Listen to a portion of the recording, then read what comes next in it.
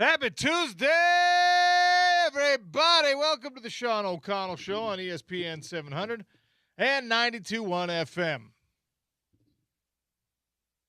Our show today and every single day is brought to you by our friends at Big Willie's, 1717 South Main. The perfect place for you. If you don't have Mammoth tickets tonight, maybe go down and watch the Utah Mammoth against the Edmonton Oilers at Big Willie's. Perhaps you're looking for a place still, inexplicably, to find Jazz basketball on your television. Well, Big Willie's. College hoops, if you were smart, you went and watched the national championship game at Big Willie's and took advantage of the food specials. They're going to give us a hot lunch today, the drink specials, the craft cocktail menu, the number one pool hall in Utah. Tell them OC sent you at 1717 South Main.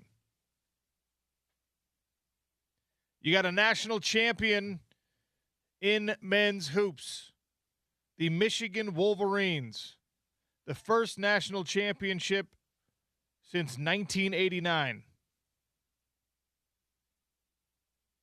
The first team to beat UConn in the Sweet 16 or later. Here's a weird stat. When UConn makes it to the Sweet 16, they win. Michigan beat UConn in what was, in my opinion, a really interesting, thrilling game. I love the fact that we took two teams that have had some pretty dominant runs. Michigan, especially through this March Madness experience, has been just mollywopping everybody, including Arizona, much to the chagrin of the Big 12 basketball fan. And this one was a battle all the way through. There was an absolute murderous scenario where UConn really had a shot, in my opinion. This was where it's about 2 minutes left, okay? They get a steal. Ball's about to bounce out of bounds. The save brings it back in. They're under their own basket. Or I should say under the UConn basket. Whose basket is it, the one that you're defending? Is that your basket or someone else's basket? It's not like football. It's the opposite. Your basket is the one you're trying to score on. Okay. So they're under their own basket. Yeah. I'm like, I could see the hamster going around your head. Hold on. Football is the one you're defending. It's like, wait a second. That's ours. The one behind us is ours. The one in front of us is theirs. Basketball, dang it. Now that I say it out loud, OC, are you like this where you're like, I know that this is right, but now that I say it out loud and I'm on the record, now I'm starting to doubt it. So yes, James, I know you just did that right now. That just barely happened to me. Yes, that's how I've always understood it. You know, like we said before, the text line is always great for anyone who wants to correct us. 877-353-0700. If ChatGPT told you something else, go ahead and chime in. Don't believe artificial intelligence. You know what I think the plan is for AI eventually? Because we're all outsourcing our brain to the hive mind of AI. Pretty soon it's going to deliberately feed us incorrect facts. It's going to give us fake news on purpose. So you're going to start asking it these questions. Hey, the basket you're scoring on or the basket you're defending, which one is yours in basketball? And that's a perfect foray. That's a perfect entry point for AI to start lying to you because it's innocuous. It's a fact that you're just like, it doesn't really mean anything if I get gateway this one wrong. Misinformation. It's gateway misinformation, and that's where it's just a new like term. And then it's like, we have gotten the humans to trust us. They're asking us things for sports now. When you start seeing serious academic articles titled "Gateway Misinformation," you're welcome. You're welcome, academics. It's us. That we just gave you that term. We gave you that. In any case, Michigan was in the lead. Obviously, they're up. At this point, they're up 7. Right? My talk? Yes. So it was a 6-point. Excuse me. It was a 4-point game. It was a 6-point game. It was a 6-point game at this point. Yeah, that's right, because they put them up 9. UConn steals, saves it back in, right under the basket. It's there, and immediately, without a dribble, goes up for the layup, misses the layup. And that would have made it a 4-point game. The momentum had already begun to shift because UConn was on a little bit of a rally, And instead, Michigan gets the rebound on the missed layup after the steal and save. Down at the other end, a little ball movement, pass, 3-point shot. And now you've got a 7-point swing. We talk about this all the time, how, that one error in football, you get a 14-point swing because you fumble and when you're on the way in, they take it all the way back, whatever. This was a 7-point swing with less than 2 minutes to play in the national championship game. And UConn, that, for me, that was the moment. They still battled it out down the stretch. Hit another 3-pointer to get it within 4 again. But that right there, with that time on the clock, with the momentum shifting their way, that was the moment that Michigan won the basketball game. 5-point swing, OC. It was if they convert on that layup, and even hindsight's 2020, but right after that happens, I go, man, I think they might have been better served if instead of putting up a quick layup there because you felt like you had to, maybe solo ball brings it back out and they run a set. I don't know. Maybe. But that's hindsight. It's ends up being a 5-point swing. They go from good chance to be down 4 to down 9. And yeah, like you said, Caravan gets a 3. 7-point swing. It was a 5-point swing. You're right. Yeah.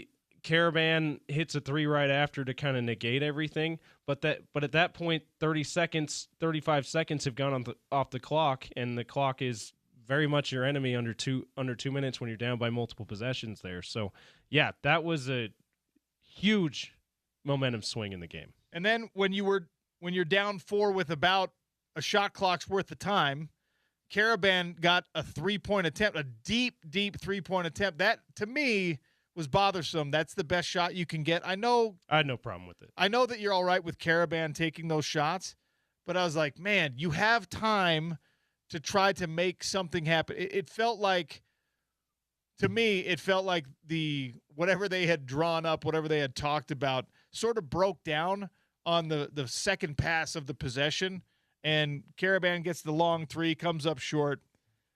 Hurley appeals on the rebound, thought that maybe there was a flagrant to be had with an elbow. There was no elbow thrown, and you lose your timeout because of that. The timeout ultimately wasn't going to mean a ton, and Michigan hits a couple free throws. The Wolverines are your national champions in NCAA basketball. Yeah, I had no problem with the Caravan 3 because mainly when you're down by 4 with under 30 seconds left, I'm a shoot the 3 guy. I'm totally fine with it being guy. A 3-pointer, but he was 8 feet behind the arc. Yeah, he clearly and he, if I'm not mistaken, the way he came off the screen, I don't know. I can't remember if he's a lefty or a righty. I think he's a righty. Where he came off the screen, he had to kind of flip in order to get his feet set and his arms set. I'm going way deep here into shooting what you think of as a shooter. Well, and that, I think that also combined with how deep he was and that angle that he had to take, the side he came from, made it so that he was short, barely touched the front of the rim. You're right. It was a tough shot. To me, it felt like the kind of shot that you're forced to take if there's 3 seconds left on the clock, not if there's 15 seconds left on the clock. And I get it. You need another possession, but you're just going to foul on the inbound if you hit that 3 anyway to try to get that, try to start that play going. It's revisionist history to have anything else happen besides Michigan winning this national championship. They earned it. They felt like they were a team of destiny. They felt like when they beat Gonzaga, apparently you love the apocrypha stories that you get after a team makes good on their promise. But apparently right before they hung 40 or they beat Gonzaga by 40, Michigan had a little huddle and were like, hey, we're the best team ever assembled. Let's go play like it. I don't think that's going to be their legacy. I don't think that's how we're going to talk about them as a national champion. But if you listened to the show yesterday, you heard me wondering and discussing, hey, man, How will this team be remembered if they can win a national championship compared to the Fab Five team, compared to that squad that was such a cultural and iconic moment for Michigan? And when you play Michigan highlights, you're still watching that. Is Yaxel Landebohr going to now be the face of Michigan basketball in a way that Chris Webber and Jalen Rose have for 3 decades? I don't know. But that was an impressive season, an impressive win for this Michigan squad. And to bring it back to some local interest, we have to do that, I'm now fully in the Stockholm Syndrome obsessive X type phase of the separation from Kyle Whittingham, where everything that happens at Michigan, I was able to enjoy the game. I was able to say, oh, wow, good job, Michigan. You got the basketball national championship. Not so long after you got a football national championship. That's a big deal. You're a mega powerhouse athletic program. So I was able to enjoy it. But my next thought was just like, what does this mean for the football team? What does this mean for Kyle Whittingham and for Lewis Powell and for Jason Beck and all these guys? And I know that's very like obsessive X type thinking, but that's where I'm at, okay? I'm just going to admit it to you. It is a pressure point for the football team.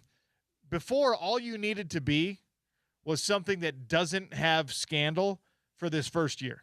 That's all you needed to be at Michigan. You just needed to be a team that separated itself from the Sharon Moore mess, from the embarrassment, the black eye on the program. And that was guaranteed when you hired somebody like Kyle Whittingham to run the program. Now, the fan base is whipped into a frenzy again where they're just like, hey, we're going to be really good too. We're going to be really good. Bryce Underwood's going to take us to a national championship in football. We're going to win basketball and football inside beer. Right? So it's a little pressure point. I don't think it matters a ton at the end of the day, but the standard has been elevated with the money, with the booster support, with the national television attention, all that stuff. Michigan, there was a time, like pre-Harbaugh years, when Michigan was just a historic blue blood, and they weren't anything else besides that. They were just a once proud program. That always lost to Ohio State. And now Michigan is very near the gold standard of athletic excellence across all sports, because when you're slugging it out at the top of the revenue-producing sports and you're winning a national championship in men's hoops and you're supposed to be on that level in football year after year after year, which is now the expectation again. That's now where they're back to again. I mean, that's why that job was so appealing. That's why the players that had an opportunity to go play there did. Think about this, OC, as far as men's basketball and football, renewed dominance, renewed year in year out contention, title contention. Since 2013, when John Beilein took over the basketball program, and that year Trey Burke, shout out Trey Burke, former Jazz man, led, and Tim Hardaway Jr. led that team to the national championship game in basketball. This was either their third or fourth Final Four, their third national championship game, first national championship, right, in basketball. And then took them a while under Jim Harbaugh. They had to cheat and all that, but they did finally win, what was it, 3 or 4 straight Big Ten championships, a national championship, go to the playoff 3 or 4 straight years. They were in contention for the Big Ten every one of those years under Harbaugh. I mean, it's been about 12, 13 years of Michigan is not just a program that used to factor into national championships in football certainly and basketball quite a bit since 89. But now they actually are factoring into these things. They're winning these things. They're going to Final Fours. They're going to college football playoffs. It's been a sharp turn back to relevance for University of Michigan athletics, unfortunately for people like myself. So your national champions have been crowned in men's hoops. Gordy Chase is going to join us. We'll talk to him about kind of the way this thing unfolded. We'll also talk some NBA basketball. Sean Mooney's also going to join us at noon. Jeff Schwartz is going to join us at about 1 o'clock. We've got a Daily Dump coming for you. It's a fun show lined up. And today is April 7th in the year of our Lord 2026. Okay? Today, the basketball transfer portal opens. You've already heard intentions, and if you go to like a transfer portal tracker, they're effectively, like I'm looking at 24/7 Sports transfer portal tracker. They're effectively taking a player's word for their intent to enter the transfer portal, whether paperwork has been filed yet or not. You got Kentucky players in there, Kansas State players in there. You've got BYU players in there. You've got Utah players in there. And the question for running Utes basketball, the question as we look at the Michigan excellence on multiple fronts, the question I have for the Utah Athletic Department, and probably more pointedly for the supporters of the Utah Athletic Department, for the boosters, for the NIL contributors, for the no longer, I don't think we really get to talk about collectives that much anymore, for the revenue share helpers in college hoops. One thing that this last season made abundantly clear is that Alex Jensen and his coaching staff, which is now fully assembled and fully entrenched, that was not the case the last time the transfer portal opened, but these guys need to, dare I quote, dare I say, they need to go big game hunting. They need to try to improve the talent, the raw talent on this roster significantly. You can believe in a coaching staff as much as you want. You can trust a scheme or a system as much as you want. But until there is talent at least remotely on par with or somewhere approaching what you're getting with the Kansases, the BYUs, the Houstons, the Texas Techs of the world, you can't hope for much better than what you're getting with Utah men's basketball.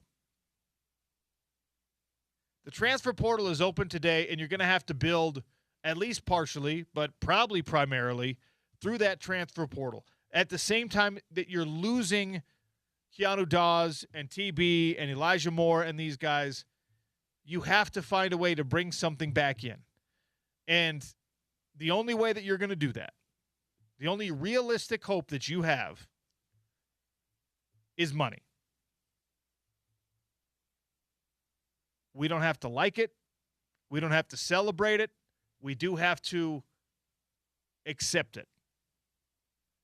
You have to spend to get bodies in the building. And that's a literal conversation, by the way. If you even want somebody to show up and seriously consider transferring to the University of Utah, you got to show them money. You've got to tell that. We talked with Everett Gray yesterday, and he's got irons in the fire on the NBA front, on the college front, at the high school front. Yeah, he's Corner Canyon High School. He knows these football and basketball athletes that are considering in-state schools. Yeah. And what did he say? He said, I had 5 phone calls, and the first question is, what's the money? What is the money like? What is the money like? What kind of money?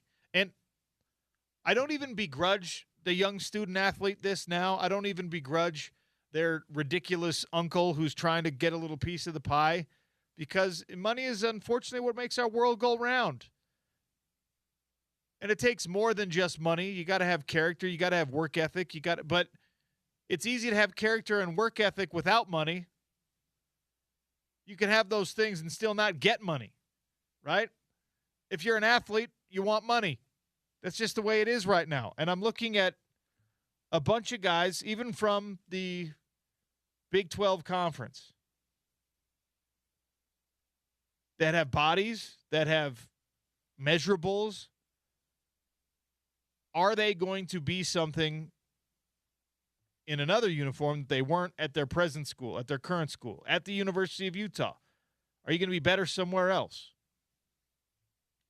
The only way you get to answer this question, unfortunately, is with money. And if we're talking about Utah specifically, because of course we are here on ESPN 700, What do you do with that money? That money is finite, right? We've talked about with the football program, there's about 23, maybe in a really good scenario, $25 million available in the NIL and revenue sharing front for the football program, okay? That's with about $16, $17 million of the shared revenue going to the football team and the rest being supplemented with, Garfs and Eccles and James Peterson money. Absolutely. I mean, $5 for Olivier Roux. Yeah. The question you got to ask yourself, if you're a Utah football fan especially, and you're a Utah basketball fan, and we all desperately want Gavin Peterson's team to be great, Alex Jensen's team to be great, Carly Dockendorf's team to be great, Morgan Scalley's team to be great. At Michigan, it looks like they don't really have to play picky-choosy on that stuff. At Ohio State, at LSU, at Oklahoma, some of these places, they don't have to one or the other. Texas Tech, I'm really interested to see how that continues with Cody Campbell, especially now that he's feuding with Brett Yormark. You might not have to choose which team you want to give all your which basket you want to put all your eggs in. At Utah, the reality of the situation is right now you got a dozen eggs and you got to put them in 4 different baskets. And one, of course, is football, and that's going to be the one that gets most of them. You're going to give that one 10, probably. Are you okay, though, right now, as a Utah football supporter, fan, observer, if a decision is made, if the urgency with which this basketball problem has to be addressed is fully acknowledged and recognized, are you okay with then somebody saying, you know what? I shall take it upon myself to give the basketball team an extra egg to work with. All right, how are you going to do that? Well, we're going to take it away from the football team. No. Can't do that. Can't do that. Won't do that. Well, why not?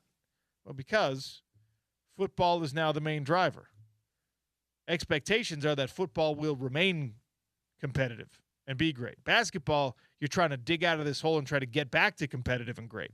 Exactly. That's why it needs excessive resources right now. It's a rebuild. You got to pay extra to get back to the baseline and let this become a self-sustaining product. The transfer portal is open today. If you do not make noise in the transfer portal for Utah men's basketball, what are you going to be next year? It's not a hypothetical question. 877-353-0700. What are you going to be next year? I think you all know the answer, and it's not a fun one. And I don't think it's because Alex Jensen isn't good at coaching or doesn't know how to coach or has a hard time transitioning into the college world. There were going to be growing pains all along the way. We didn't expect that it would be quite as bad in his first year. But if we want the second year to be better, this transfer portal is where you're going to find your answers, hopefully. Fingers crossed. Potentially. What does that actually look like? It looks like a balance sheet. It looks like a transaction record. It looks like receipts. That's what it looks like. That's what it takes for a program that's in the state of Utah men's basketball. Michigan right now, on the basketball front, because they just won a national championship, they just get to roll a ball out there on the floor and say, come here and you can compete for a national championship. And still, what's going to happen? Still, what's the question going to be for Michigan, who just won a natty? Still, what is the player, recruit, and even coach question going to be? Yeah, I know I can win a national championship. I just watched you guys do that. I'm really impressed. That's why you're on my top 5. I want to be here. Okay, so you're going to commit? Well, hold on. What's the question they ask going to be? What does my money look like here? And Michigan is in this blessed scenario where they get to say, oh, yeah, we got that covered too. We're Michigan.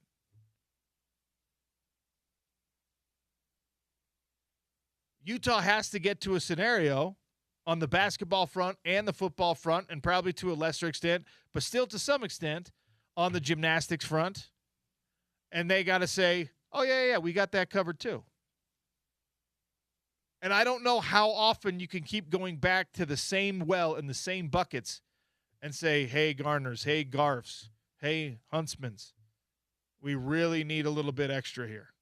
Hey, Eccles family, I know you're already ridiculously generous. Could you do a little bit more so we can get this Santos kid? Could you do a little bit more? I need a 7-footer. Well, I don't know, man. I just paid for a 300-pounder on the football team. I know. But I still need that 7-footer. We need a 7'9" actually. I need this kid from Florida. All right? Is he any good? Well, not yet, but he's 7'9". He's 7'9", so people are going to come watch him play. And didn't we just hire a big man guru as a head coach? I mean, he could be the player of the year. I mean, under Alex Jensen. I keep looking at these announcements on Twitter. That being said, the all glory to gods. There's a formula now where you put your Instagram, Twitter, TikTok announcement out there. Thank you. I want to thank everyone who's been part of this journey for me. BYU is always going to have a place in my heart. Texas Tech's always going to have a place in my heart. Utah's always going to have a place in my heart. With that being said, I'm entering the transfer portal with 3 years of eligibility left or 4 years of eligibility left. Or, let's be honest, I think I could probably play indefinitely because I got a good attorney. Whatever these kids are thinking in their minds, the transfer portal is, for some programs, an alarm bell ringing. For other programs, it's a buffet that everyone gets to belly up to, and they're just like, oh, boy. I don't even have to be a good recruiter anymore because I don't watch high school film. I'm just going to go grab this kid out of the transfer portal. For Utah, I think, unfortunately, right now it's a little bit of both. The alarm bell being like, man, it'd be nice to see if we could get TB to come back. He's going to explore – Terrence Brown's going to explore the NBA draft. Failing that, he's going to be in the transfer portal. So the message that he is unfortunately sending is like, all I know is I'm not going to be at Utah. Or, more optimistically, but also concerning, if I don't get good feedback from scouts, I'm not a first rounder. I'm not even in the draft profile. I'm not even going to get drafted this year. I'm going to go on the transfer portal to tell Utah that if they pay me a certain amount, I'll come back. But if not, I'm going somewhere else. The old Carson Templin. Yeah. Utah State, 6th man of the year in the Mountain West Conference. For those of you who have not heard the story already, Carson Templin made the announcement last week before today's transfer portal official opening. He said, hey, I'm jumping in the transfer portal. We got a new coach coming in. I don't know anything about him. You know what? Actually, I'm coming back to Utah State. I'm not putting my name in the transfer portal. I mean, you just laid out the reasons why that's also concerning, though. If Terrence Brown is leaving it open to, hey, I would like to come back. Just you got to show me the money. That's also concerning. Well, here's the thing. I don't know if it extends to the basketball program, but I do know that there was a relatively hard line taken in the football program, and the colloquialism they use is we don't negotiate with terrorists. It's a good point. They would say, like, if a guy was saying, hey, I'm going to go in the transfer portal as a leverage play, the response from the team, even if it's a really, really good player, and I'm sure there's exceptions to this rule, but for the last several years, if somebody was thinking that they were going to leverage a transfer threat to get more money out of the football program at the University of Utah, the result in most cases, maybe all, I can't definitively say I heard about every single case, but the result was, all right, good luck, have fun. We wish you well. I don't think this Utah basketball team is in a position where they can easily lose like a Terrence Brown type player, But I also don't think they're in a position where they can be like, yeah, we got an extra $200,000 lying around. We're happy to give you that. This transfer portal opening, these next 2 weeks, are going to be as critical for Utah basketball as the decision to hire Alex Jensen was. This particular transfer portal window where there are no built-in excuses, there are no reasonable, hold-ons, where it is just like, man, you've got your vision in place, you've got your coaching staff in place, go get the players you want now. This right here is as critical to the future of Utah basketball as any moment in the history of this program has ever been. And that's scary because you're relying on several moving pieces. You're relying on checkbooks being opened. You're relying on players that have little to no knowledge of what Utah basketball is supposed to be, either liking or disliking the program based on recent history, most likely. And because there's not a lot to like in that aspect, that means you're probably having to overpay. And then once again, you go back to the moving part of, can we get a little bit more money? There may never be a more critical time than this for Utah men's basketball. All while the Michigan Wolverines celebrate a basketball championship. Good job, Dusty May. Got to take a quick one here. We'll come back. We'll talk a little college hoop and, of course, some NBA with our guy, Gordy Chiesa. It's the Sean O'Connell Show on ESPN 700, 92.1 FM.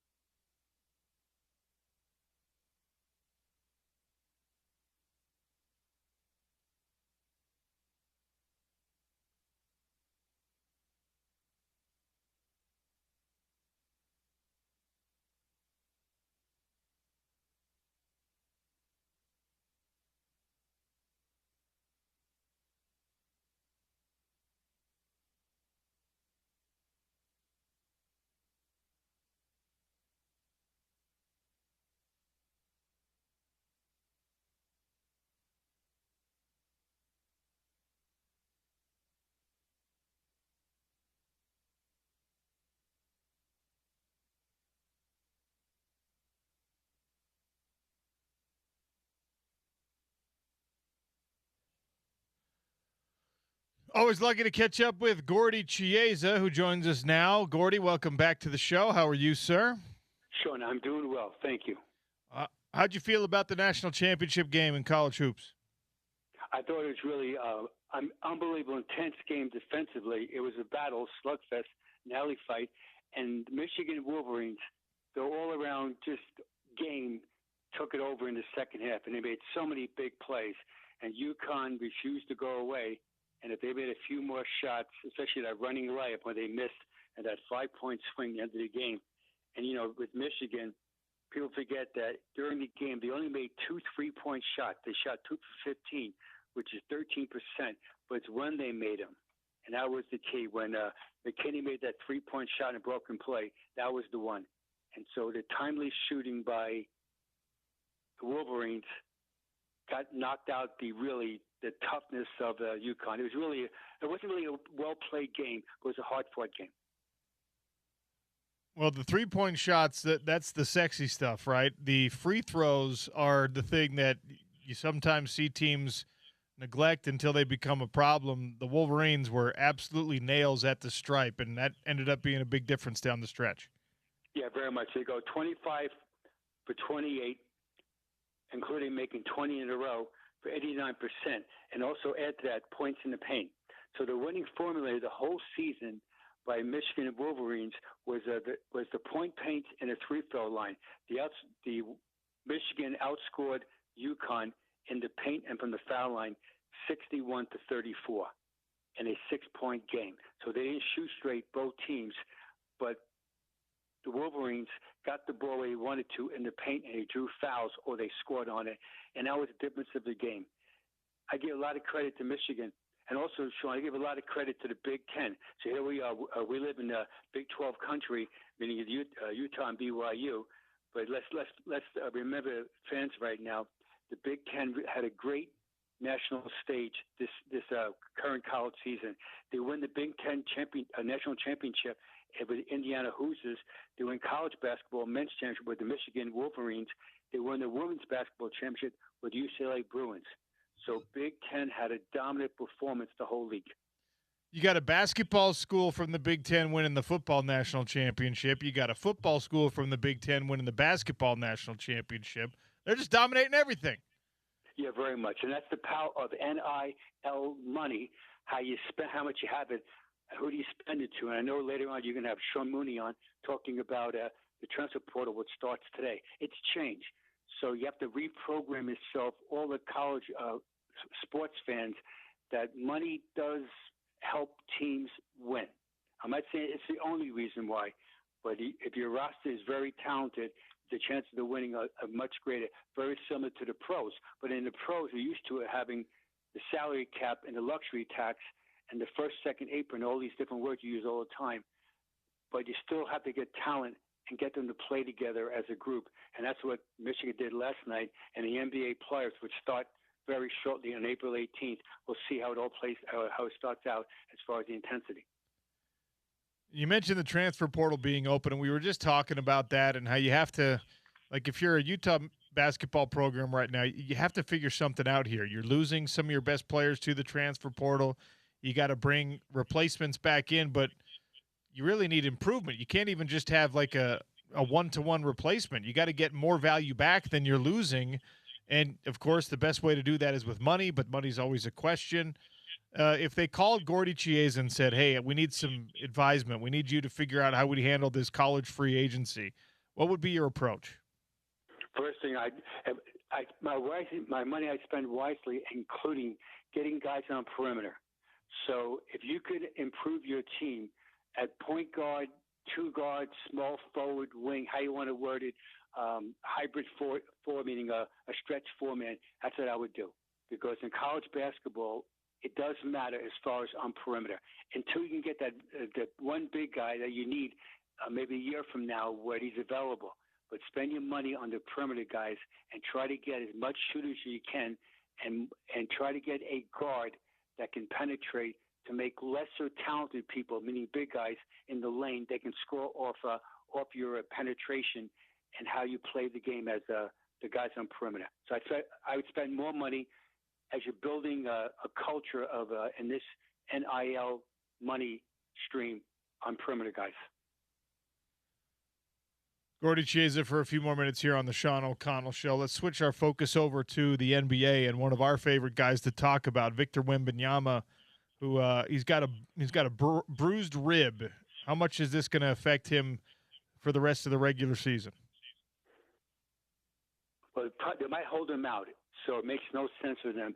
They're going to try to attempt to catch the Thunder. It's unlikely. I think they know that. And so they should hold him out until he's 100% with his range of motion. And you know about a bruised rib is that it's hard to breathe. That's the first thing. And also as far as movement. And his body's angular.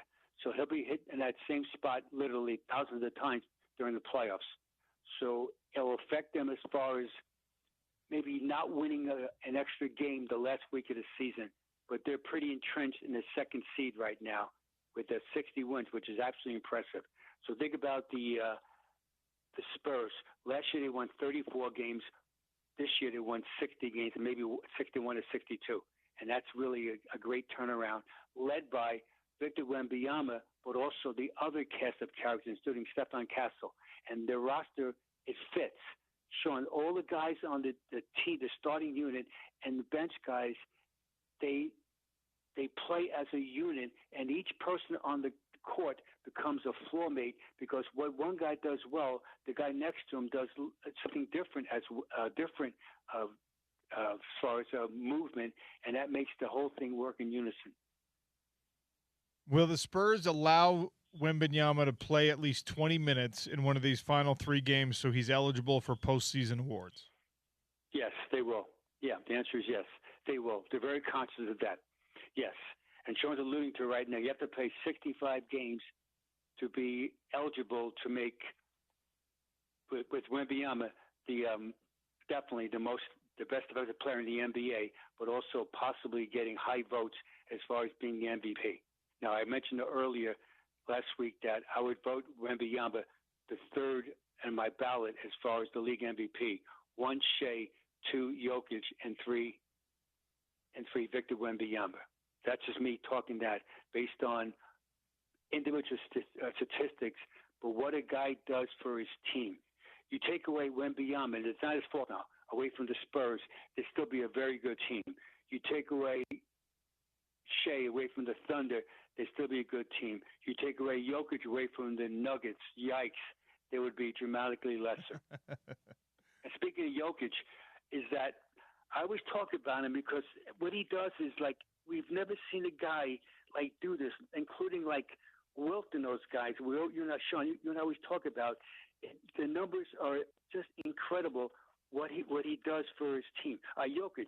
So last night they're down 16 points in the fourth quarter against the Trailblazers. They can't miss a shot. The Trailblazers, the Nuggets dug in.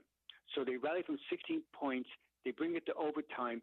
Jokic last night gets 35 points, 13 rebounds, and 13 assists for the 9th straight victory. All right, here's the thing I'm talking about as far as to illustrate the value of Jokic. He's had 33 triple-doubles this year, which leads the NBA. The second most triple-double this season is Josh Giddey of the Bulls with 13. So Jokic has 20 more. But here's the biggest thing. Shai Gilgeous-Alexander this year has no triple-doubles, and Victor Wembanyama this year has no triple-doubles in a game. Zero. Zero, both of them. From two of the top three MVP candidates. Correct, and they're great. And so the point I'm making is that it's not trying to dispirit those guys' performances because they are absolutely elite. But this is how brilliant Jokic is. Just that he looks clumsy. So a lot of times, it's the eye test. Jokic, he's the kind of guy that you would go to a bar with and have a play and shoot pool with. You know what I mean? And have a fun time with them. Him and his brothers. Okay, but in the meantime, besides doing that, he's a great basketball player, and we've never seen a guy like this. Larry Bird was also a great player, but Larry Bird had more bounce.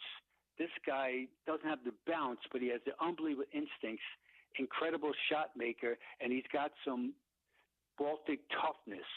So beneath, that low jumping body, that guy puts his frame on the other guy's frame to create separation. Gordy, I'm running out of time here, but I wanted to sneak this one in. Mike Malone as the North Carolina coach. How do you think that works out? Very well. Tremendous coach. Has East Coast ties to the recruiting. I'm sure they'll hire staff and general manager that's going to help Michael Malone. But as far as coaching, they've upgraded tremendously. He's got street cred. When you coach in the NBA and you're an NBA champion, all the guys that might want to go to Carolina versus Michigan, they're going to think about going to Carolina because of Mike Malone. He'll do very well, and they're back in play as far as being a national power. What's your list today, Gordy? All right, list today, Sean. Speaking about three-point shooting, this list is a short list. The most career-made threes by NBA players off the bench. These are off-the-bench gunslingers, which is an amazing thing. Quickly, the three-point shot in the NBA, this is 47th season of it. The three-point shot from the corner is 22 feet. The off three-point line is 23 feet and 9 inches. The Olympics in LA starts in 2028. For the Olympic three-point shot is 22 feet, 1 3/4 inches. Here we go. Only 11 players. The 11th greatest off-the-bench three-point shooter as far as made threes is Manu Ginobili. And ironically, Sean, like yourself, he's only the lefty on this list. He made 929 off-the-bench threes. Number 9th place all-time, tied. Terrence Ross and Tim Hardaway of the Nuggets. They both made off-the-bench 956 threes. Number 8 all-time, J.R. Smith. Now, J.R. Smith, quickly, he's one of the few guys that we know played for both teams during the same game by his performance, where he's such an erratic player, but he can make threes. He's made 1,022 threes. Number 7, as we speak right now, the assistant coach Utah Jazz, Jason Terry, he made 1,038. 6 all-time, former Jazz heat check gunslinger Jordan Clarkson of the Knicks right now. Jordan Clarkson has made 1,056 made threes. Number 5 all-time. He's the father of the world's greatest shooter of all time, Steph Curry. We're talking about Del Curry, also former Jazz man. Del made 1,093 off-the-bench threes. Number 4, nickname was Sweet Lou. Lou Williams made 1,235. Number 3 all-time, nickname was Mr. Double Crossover. Jamal Crawford, 1,259. The second greatest three-point shooter off the bench career-wise is Patty Mills, who played most of his career with the Spurs, 1,262. And the number 1 player of all time to make career threes off the bench is former Jazz player, also sharpshooter, Kyle Korver. Kyle made 1,385 threes off the bench. Thus, Sean, don't we love threes? Well, I don't love them because I think total in my life I've made about 7, but other people seem to love them. But think about, though, making off the bench, Sean, your team is losing by 14. You come in the game in the second quarter, and suddenly you make 4 straight threes, and then your whole team is uplifted, and that gets you back in the game, or in a playoff game where a guy makes 3 corner threes in the fourth quarter. It's uplifting for the team, and hey, power to the people. It's really a cool thing when a guy gets on a hot streak shooting from beyond the arc, but I just can't relate, Gordy. I like watching it. I just don't know what it feels like. So we should know, Sean, that in playoff basketball, that three-point shot is either your best friend or your worst enemy, depending how you look at it. Well, yeah, we're going to see some of that play itself out with the upcoming NBA playoffs, and we'll have Gordy Chiesa joining us throughout, talking about all the things, all the happenings in the NBA, this open now NCAA transfer portal, and all things hoop. Thank you, Gordy. Thanks, Sean. Peace out. That's Gordy Chiesa, our resident NBA guru. The hot lunch is next. Is it true, James? We've got Patrick and Big Willie's here in studio. They are here. There he just peeked his head in. Oh, love it. Sean O'Connell Show continues on ESPN 700, 92.1 FM.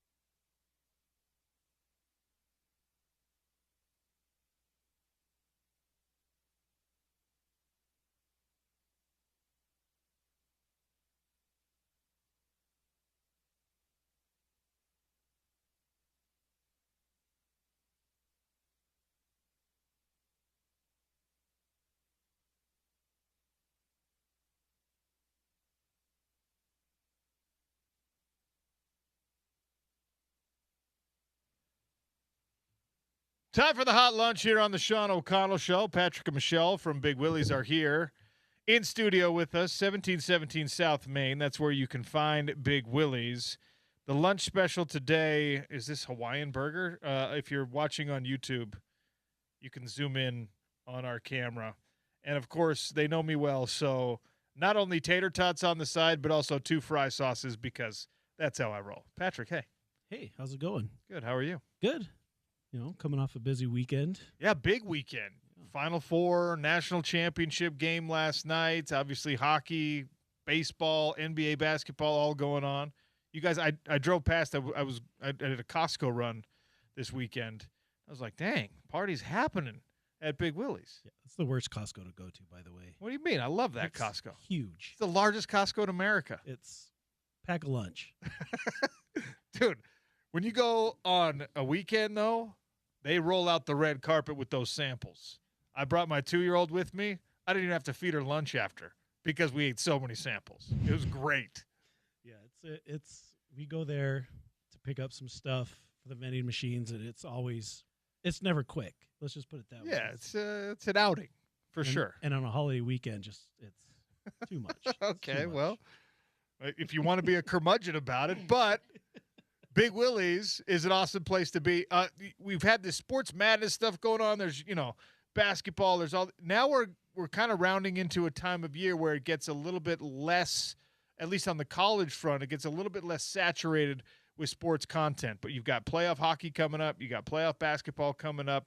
Big Willie's obviously going to have watch parties for all of it. Yeah, and we have a lot of UFC events. There's usually one every weekend with the Fight Pass, and then one with the pay-per-view.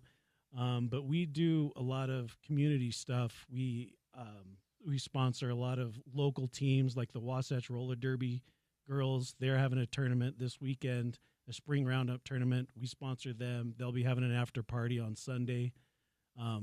So we just try to take care of the people that take care of us. We sponsor a box lacrosse team, which I didn't know there was 2 different types of lacrosse. Box lacrosse is indoor lacrosse. Yeah, and apparently it's pretty violent.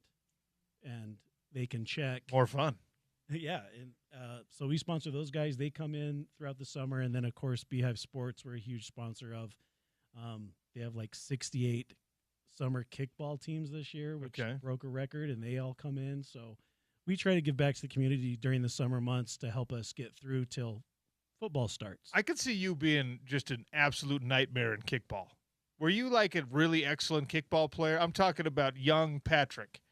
I mean, we didn't really have kickball. What are you talking about? And then when we were working at the bar, it was softball. Yeah, that's true. And that was a debacle. Yeah, well. The bar league back in the day was too intense. Well, I do a PSA every now and again about the rec league sports, whatever it is, kickball, softball, basketball. Just calm down, all right? You're all there to have fun. Don't get aggro, especially these days. There's somebody who's a jiu-jitsu black belt there. There's somebody who's got a gun in the car. Everyone just relax, It's okay? for social. It's for social. It's to have fun. Yeah. Relax. Let's see. It's Tuesday, so tonight you've got trivia, or is it karaoke? What Bingo's on Tuesday. Bingo's Tuesday. Bingo's Tuesday. Trivia is Wednesday. That's right. We have poker, $300 pots, free to play, which is on Sundays, which is really fun. Mellow. It's not, again, super serious. Everybody's there to have fun. And then on Pate Night, coming up on Monday the 13th, we have that starts at 7 o'clock also. And you can buy tickets on our website. There's a link. Oh, so you're doing those little paint nights Yeah. where they we do a still life, or is it are you going to pose in the nude? How's this going to work? I am going to suggest you come in and do that. Okay, all right. We will draw the crowd in with that. Maybe you and James do something combined. It's for art, people. Don't be gross about it. It's art. But it's a good date night, Yeah, cool. On a Monday, and then obviously on the weekends we have the pool tables in the pool hall. It's always fun, Come down with your girlfriend, your boyfriend, have some cocktails, play some pool. It's a good time. Music's cranking. The thing is, whether you're a big sports fan or not, whether you want to shoot some pool, whether you want to go and have a paint night, a date night, Big Willie's can take care of all of it. And when you go down there, they've got the craft cocktail menu, Everything is carefully crafted, handmade. The food menu is absolutely incredible. And the service, the people down there are awesome. Even Patrick. I'm awesome all the time. Well, even in a bad mood, I'm a good time. well, I don't know. I've seen you in a bad mood a couple of times. I don't know how good a time you are there. Go check them out. 1717 South Main. Tell them OC sent you. And extra fry sauce with your tots. Always. Sean Mooney joins us next. It's the Sean O'Connell Show. ESPN 700, 92.1 FM.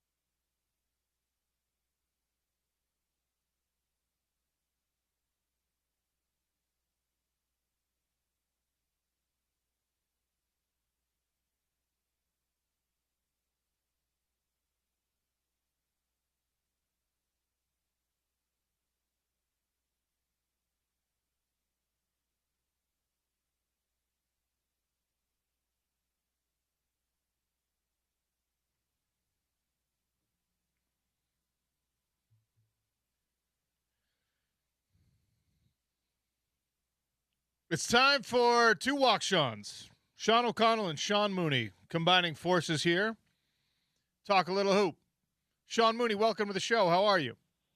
Sean O'Connell, I'm good. I like the walk-ons. We got to coin that and go on the road with it, my brother. We need to. And print some T-shirts, whatever. Right? I like it. At least we'll like it, and maybe our wives. I mean, they may be the only two, but at least we'll enjoy it. I'll make my wife buy a T-shirt that she'll never wear. It'll be great. It'll be awesome. That's exactly right. You got to get the right kind of T-shirt, right? Oh, my gosh. Depressing. All right. Let's talk a little hoop, man. Michigan, national champions. And look, it was a good game. It was a fun game to watch. I was a little worried with how dominant Michigan has been throughout the course of the tournament that it was going to be kind of like the Michigan-Arizona game was. I was so looking forward to that contest, and then it was a dud, but national championship game delivered. Yeah, I mean, and look at Dusty Mays. I mean, talk about doing it in style with the new type of NCAA basketball with all transfers. And the best player on their team, Yexel comes from UAB. Before that, Arizona Western. I mean, come on. Obviously, what Dusty Mays did this year in Michigan is something really, really special. And, you know, they had a point guard that I thought was the best point guard in the tournament. And I wouldn't have said that before I saw him dismantle Arizona. I'm biased with Jaden Bradley, but Arizona defensively couldn't defend Mara at the rim. And, you know, yesterday you saw Connecticut. I loved the game because it was a dogfight defensively, which is my favorite kind of game. I know a lot of people don't like it, but Connecticut defended Mara really well. And what a game, man! And I'm not a like Dan Hurley. I think you're either hot or cold on that guy, and I've usually been pretty cold just because he seems arrogant to me. But gosh, he's a good coach, and he did a good job with the team that had a lot of success, Sean. When Solo Ball banked in that 3-point shot to bring it back within 4, and you see him kind of like, I mean, it's as intense a moment as you're going to find in a basketball game. And the camera goes over to the huddle, and he's looking at his player just like, wow, you banked that one in? I was like, all right, maybe this guy – maybe there is some likable stuff in there with this guy. I mean, like, there's obviously likable stuff in this regard. Like, it feels like his athletes really like him. And he seems genuine, you know, when he's talking to them. And, like, that look, that's a really good moment because I saw that as well. And he looked like come on, Solo. Did you call glass? I mean, he seems to be like that kind of coach, and obviously he's fiery. And I think the thing that I haven't liked about him is just because he seems to whine a lot on the sideline. But frankly, you know, that's his job.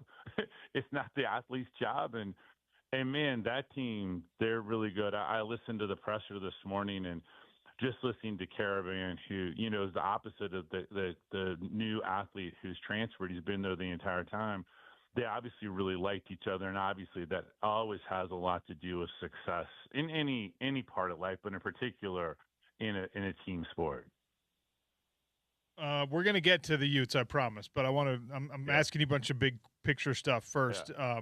Mike Malone, I love it, comes back from NBA basketball.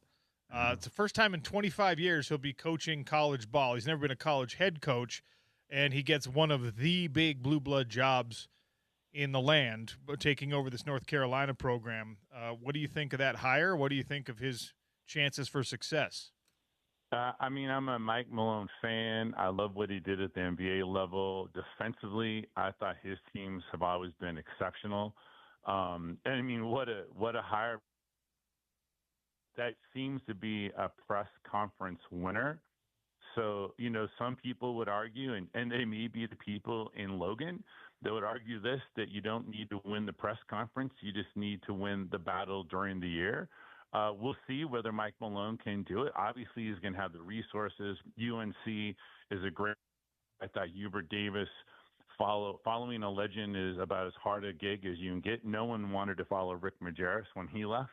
And, you know, in suit. It may be hard for Mike Malone, but I mean, I like his style. I think he's got good empathy just from watching him interact with his athletes at the NBA level. What do you think, Sean? Well, I'm curious to see how it works out. I'm of the opinion now that pro coaches, even if you've been gone from the college game for however long, I think pro coaches are going to do well in college basketball because it's a pro game, right? I think there used to be a greater separation between the two, and you know more about this than I, but you had to be of a certain ilk. You had to have a certain communication style. You had to know how to handle these grown men that are making big money and adult decisions. And a lot of college sports, you know, 5-10 years ago was about relating to the kids and babysitting in some respects. And now, I mean, we just saw a team win a national championship with all transfers, like you made the point, right? It's like if you can handle free agents in the NBA, you can handle college basketball now because that's what it is. So I think he'll be fine. Yeah, and to your point, I think it is more obviously, you have to handle that, and they become a more of a transaction, and I think maybe that's where they really separate because I still think that I know the NBA on an average is pretty young, but I think these kids are even younger, and so I still think they need some love. And that's one of the downfalls I think coming from the pros coming into colleges.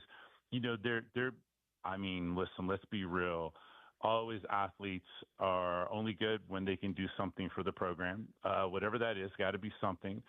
And then I think you need to be kind of nice to them, even though they're making a lot of money. And I think you need to treat them not like a transaction. So, and then I think the big thing between the pros and college, obviously, is the defense, right? So in the NBA, you got to stay in 1/3 of the court.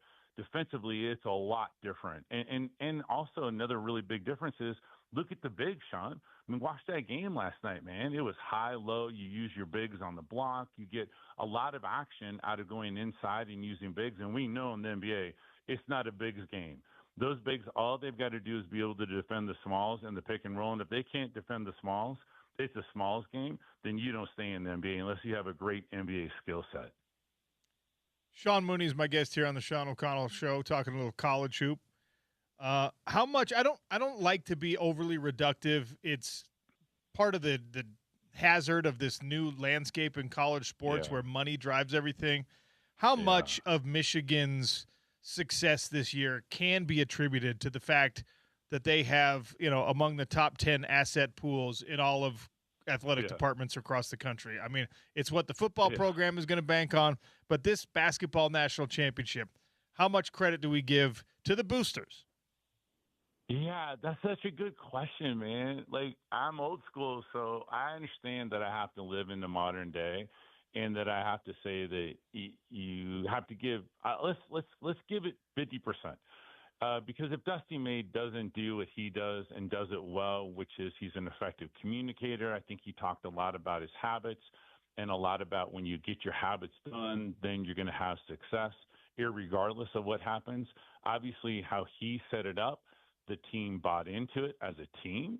And no matter how much money you have, if the team doesn't buy into what you're selling, I don't think it matters at all. As a matter of fact, you could have all the money in the world, but if the coach isn't a good leader, and what I mean by a good leader is he's an effective communicator and people know their roles and they understand how they're going to have success as a team, not just individually, I don't think you win without that. And I think Hurley and Dusty Mays are good examples of that. All right, now let's talk about this transfer portal that opened today in college hoops. There's, some important Utah names that have, I guess we've known now for a couple of weeks about guys like KD. The intention was there, and now you can officially do it. And, of course, on the flip side of this, Alex Jensen and his staff have to replace what's leaving, and they also have to find a way to upgrade, and they have to do that against the backdrop of what we just talked about, a question about asset availability and things like that. So where are you right now with the transfer portal opening for Utah men's basketball? A couple of places. One, I'm glad they moved it to the end of the NCAA tournament. There's only a 15-day period, which is kind of doesn't make a big difference, right? So you can get your name in there. Obviously, we lost Kaba a couple of years ago. The last minute, that whole thing went down, and Burgess left, and Kaba kind of went with him. Obviously we really wanted KD last year, so I'm sad to see KD go. I loved what TB could do as a high volume scorer. Would have probably been better for our team if when he broke the paint, he passed it a little more. But he's going to have a good ride somewhere. Eby, never really got it going. Alvin, we didn't see him. Chapa and Jakai, we know about them. Josh was headed out. I think the transfer portal is really interesting because you really do have to go out and you've got to, in my opinion, you got to find point guards, and you got to find some that have been pretty good, not only defensively, but also at distributing the ball and being playmakers, especially in our system, Sean. If you can't play make out of what we do, the offense we run, it's really tough. And you got to play make off at kind of 2-foot stops in the paint and our short dribbles or Nash dribbles. these are just different ways to create an advantage when you draw two players. And then we got some bigs coming in that we're going to really like. We're going to love the kid from Austria, Finn Schott, who's been playing on the senior men's team with Jakob Poeltl and Jackson Johnson. The Utah fans are going to be excited. Another 6'10", 6'9" kid, 4-star recruit. And we got Katoa coming out of Layton, a really good athlete, and all the Utah fans know Katoa's name. So we got some players coming in that are going to help us. I'm excited about it. Yeah, the Katoa family's already given Utah some good athletes. Older sister was an excellent player. So, So coming off the year that Alex Jensen and his staff just had, where look, we knew there were going to be growing pains. You and I have already talked about kind of like how we digest the season that happened. Yeah. Inside that facility, maybe inside the locker room, are they saying, all right, let's ball up that first season and throw it in the trash and start over? Are they saying, here were the things we liked and here are the things that we have to get rid of? What is the way forward against the context of the season that just happened? Yeah, I mean, a couple of things. So if you look at us statistically, we were really bad defensively. I think we were one of the worst defensive teams in the Power Four. So we got to get better defensively. Number one, we got to get better defensively. And then I think in Coach Jensen's mind, this is just me thinking through what I've seen, he's looking for playmakers that, that can drive and then do something with that drive, either finish or make the appropriate play. So again, I think that they don't want to ball up the season and throw it away. Obviously, you never want to have that type of season. It's the worst season Utah's had in 50 years in conference. We don't want to repeat that. We want to learn from it. And I think we will. That's the hope that now Coach Jensen, coming from the NBA, knows what the Big 12 is all about. You got to have some bigs. You got to have some bigs that can rebound. You got to have a big that can be either in drop coverage and pick and roll, or can hard hedge and then get back. So I think the two priorities are point guards, as many as we can get, and then bigs that can help us defensively, either in drop coverage or hedging or coming out and doubling the ball and then getting back. From a pure numbers standpoint, how many guys do you need to bring in out of this open transfer portal? We've got, I did this math just to look at it, and we obviously, there's probably going to be some more transfer portal activity, so we can figure it out when that happens. My guesstimate is that we may only have 2 players left. That's just my guess. It doesn't mean anything. It's not informed by the coaching staff. It's just my guess. So we'll need quite a few. We'll need 12. I just mentioned the ones that we have already signed, and we've got 2, 4, 6 signed. Let's say we have 2 left. That's 8. So we're going to need, another 6 players in the transfer portal. Wow. Now, go back to, your fondest playing days when it's, 3 or 4 guys integrating to a group in an off season or whatever. And can we even imagine? I know that, like in football, we talk about, hey, 50% of this team is brand new. Colorado had like 74 new guys. Yeah. Your uniform's the same, but your team is totally different. It's wild. I mean, Sean, think about it. And I think you probably know this, and some of your listeners probably know this. There's something called the personality test, the Myers-Briggs personality test. Let's just try to figure out the personalities of 10 new players and then figure out how they actually learn. So that's part of the art of effective communication is understanding the personalities you're bringing in. And obviously you want to find energy givers if you can, not energy takers. And then you got to figure out how they learn, because they all learn differently. Football by far is the hardest sport from my perspective, because you've got so many players that have to be on the same page and be cohesive. They may not like each other, but they've got to be cohesive. In basketball, it's really obvious when you've got 1 or 2 players that are not on the same page. So it's going to be hard. And Coach Jensen talked about continuity and keeping players and building them. And this is going to be a tough lesson, because it could be that we don't have a ton left for continuity. Hopefully we have some left to help, propel this next team forward. Well, I guess, I don't know if it's a silver lining, if it's a good thing or a bad thing, because everyone can upgrade. Also, people can get worse as this transfer portal does its thing. You look at the rest of the Big 12, BYU has at least one player in, and I've seen a couple some Kansas State. The conference was excellent this year and incredibly deep. It was competitive at the very, very top. You had teams that were threatening for national championship runs. What do you think the transfer portal is going to do from a net to the Big 12 conference?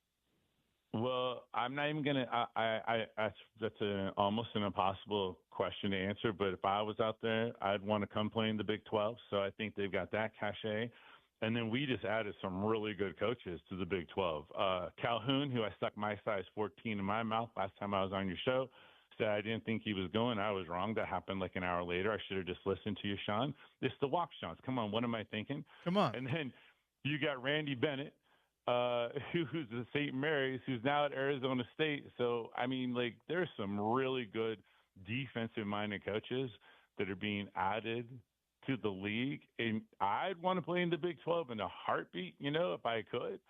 So I think it's only going to get better. I think it's going to be net positive. I'm glad you brought that up. I think we threw in a blurb about Randy Bennett coming to Arizona State and haven't really fleshed that out. He was an excellent coach at St. Mary's, and that was an overachieving program for many, many years under his tutelage. What can he do at Arizona State? Because that is a school that has kind of recommitted itself to athletic excellence. And I know there's a question about the sustainability of that in the Valley of the Sun, but we saw with football what happens when you get that team rallying and the community rallying. Can he do the same thing in basketball? He absolutely can. We tried to get him when Dr. Chris Hill was here. We definitely wanted Randy Bennett, and he didn't bite. It wasn't the right job for him. He'll be great. What's going to happen is he's going to bring like 2 or 3 big guys from Australia that are like 7'2", 7'3", that weigh 300 pounds. They're going to sit on the block. They're going to offside still, get every offensive rebound. He's going to have better athletes than he's ever had, and his system is really hard to defend. And I'm sure Mikey Lewis is coming with him, an all-WCC performer, and he's a really good coach. So Arizona State all of a sudden is going to be a different team. I mean, it's going to be even tougher than they have been. They're going to be even tougher than they have been. When you look at the way the season played out, and obviously we just talked about the newly crowned champion, the Michigan Wolverines. Yeah. We spent a couple weeks ago, it's just like, oh, Cinderella's dead. Is this the product that we like? And then during the regular season, it was just like, man, I don't know. It's better. Yeah. It's better now because you're in the Big 12, but regular season basketball and how much interest and how many television ratings and stuff. Is college hoops in a good place in Sean Mooney's mind?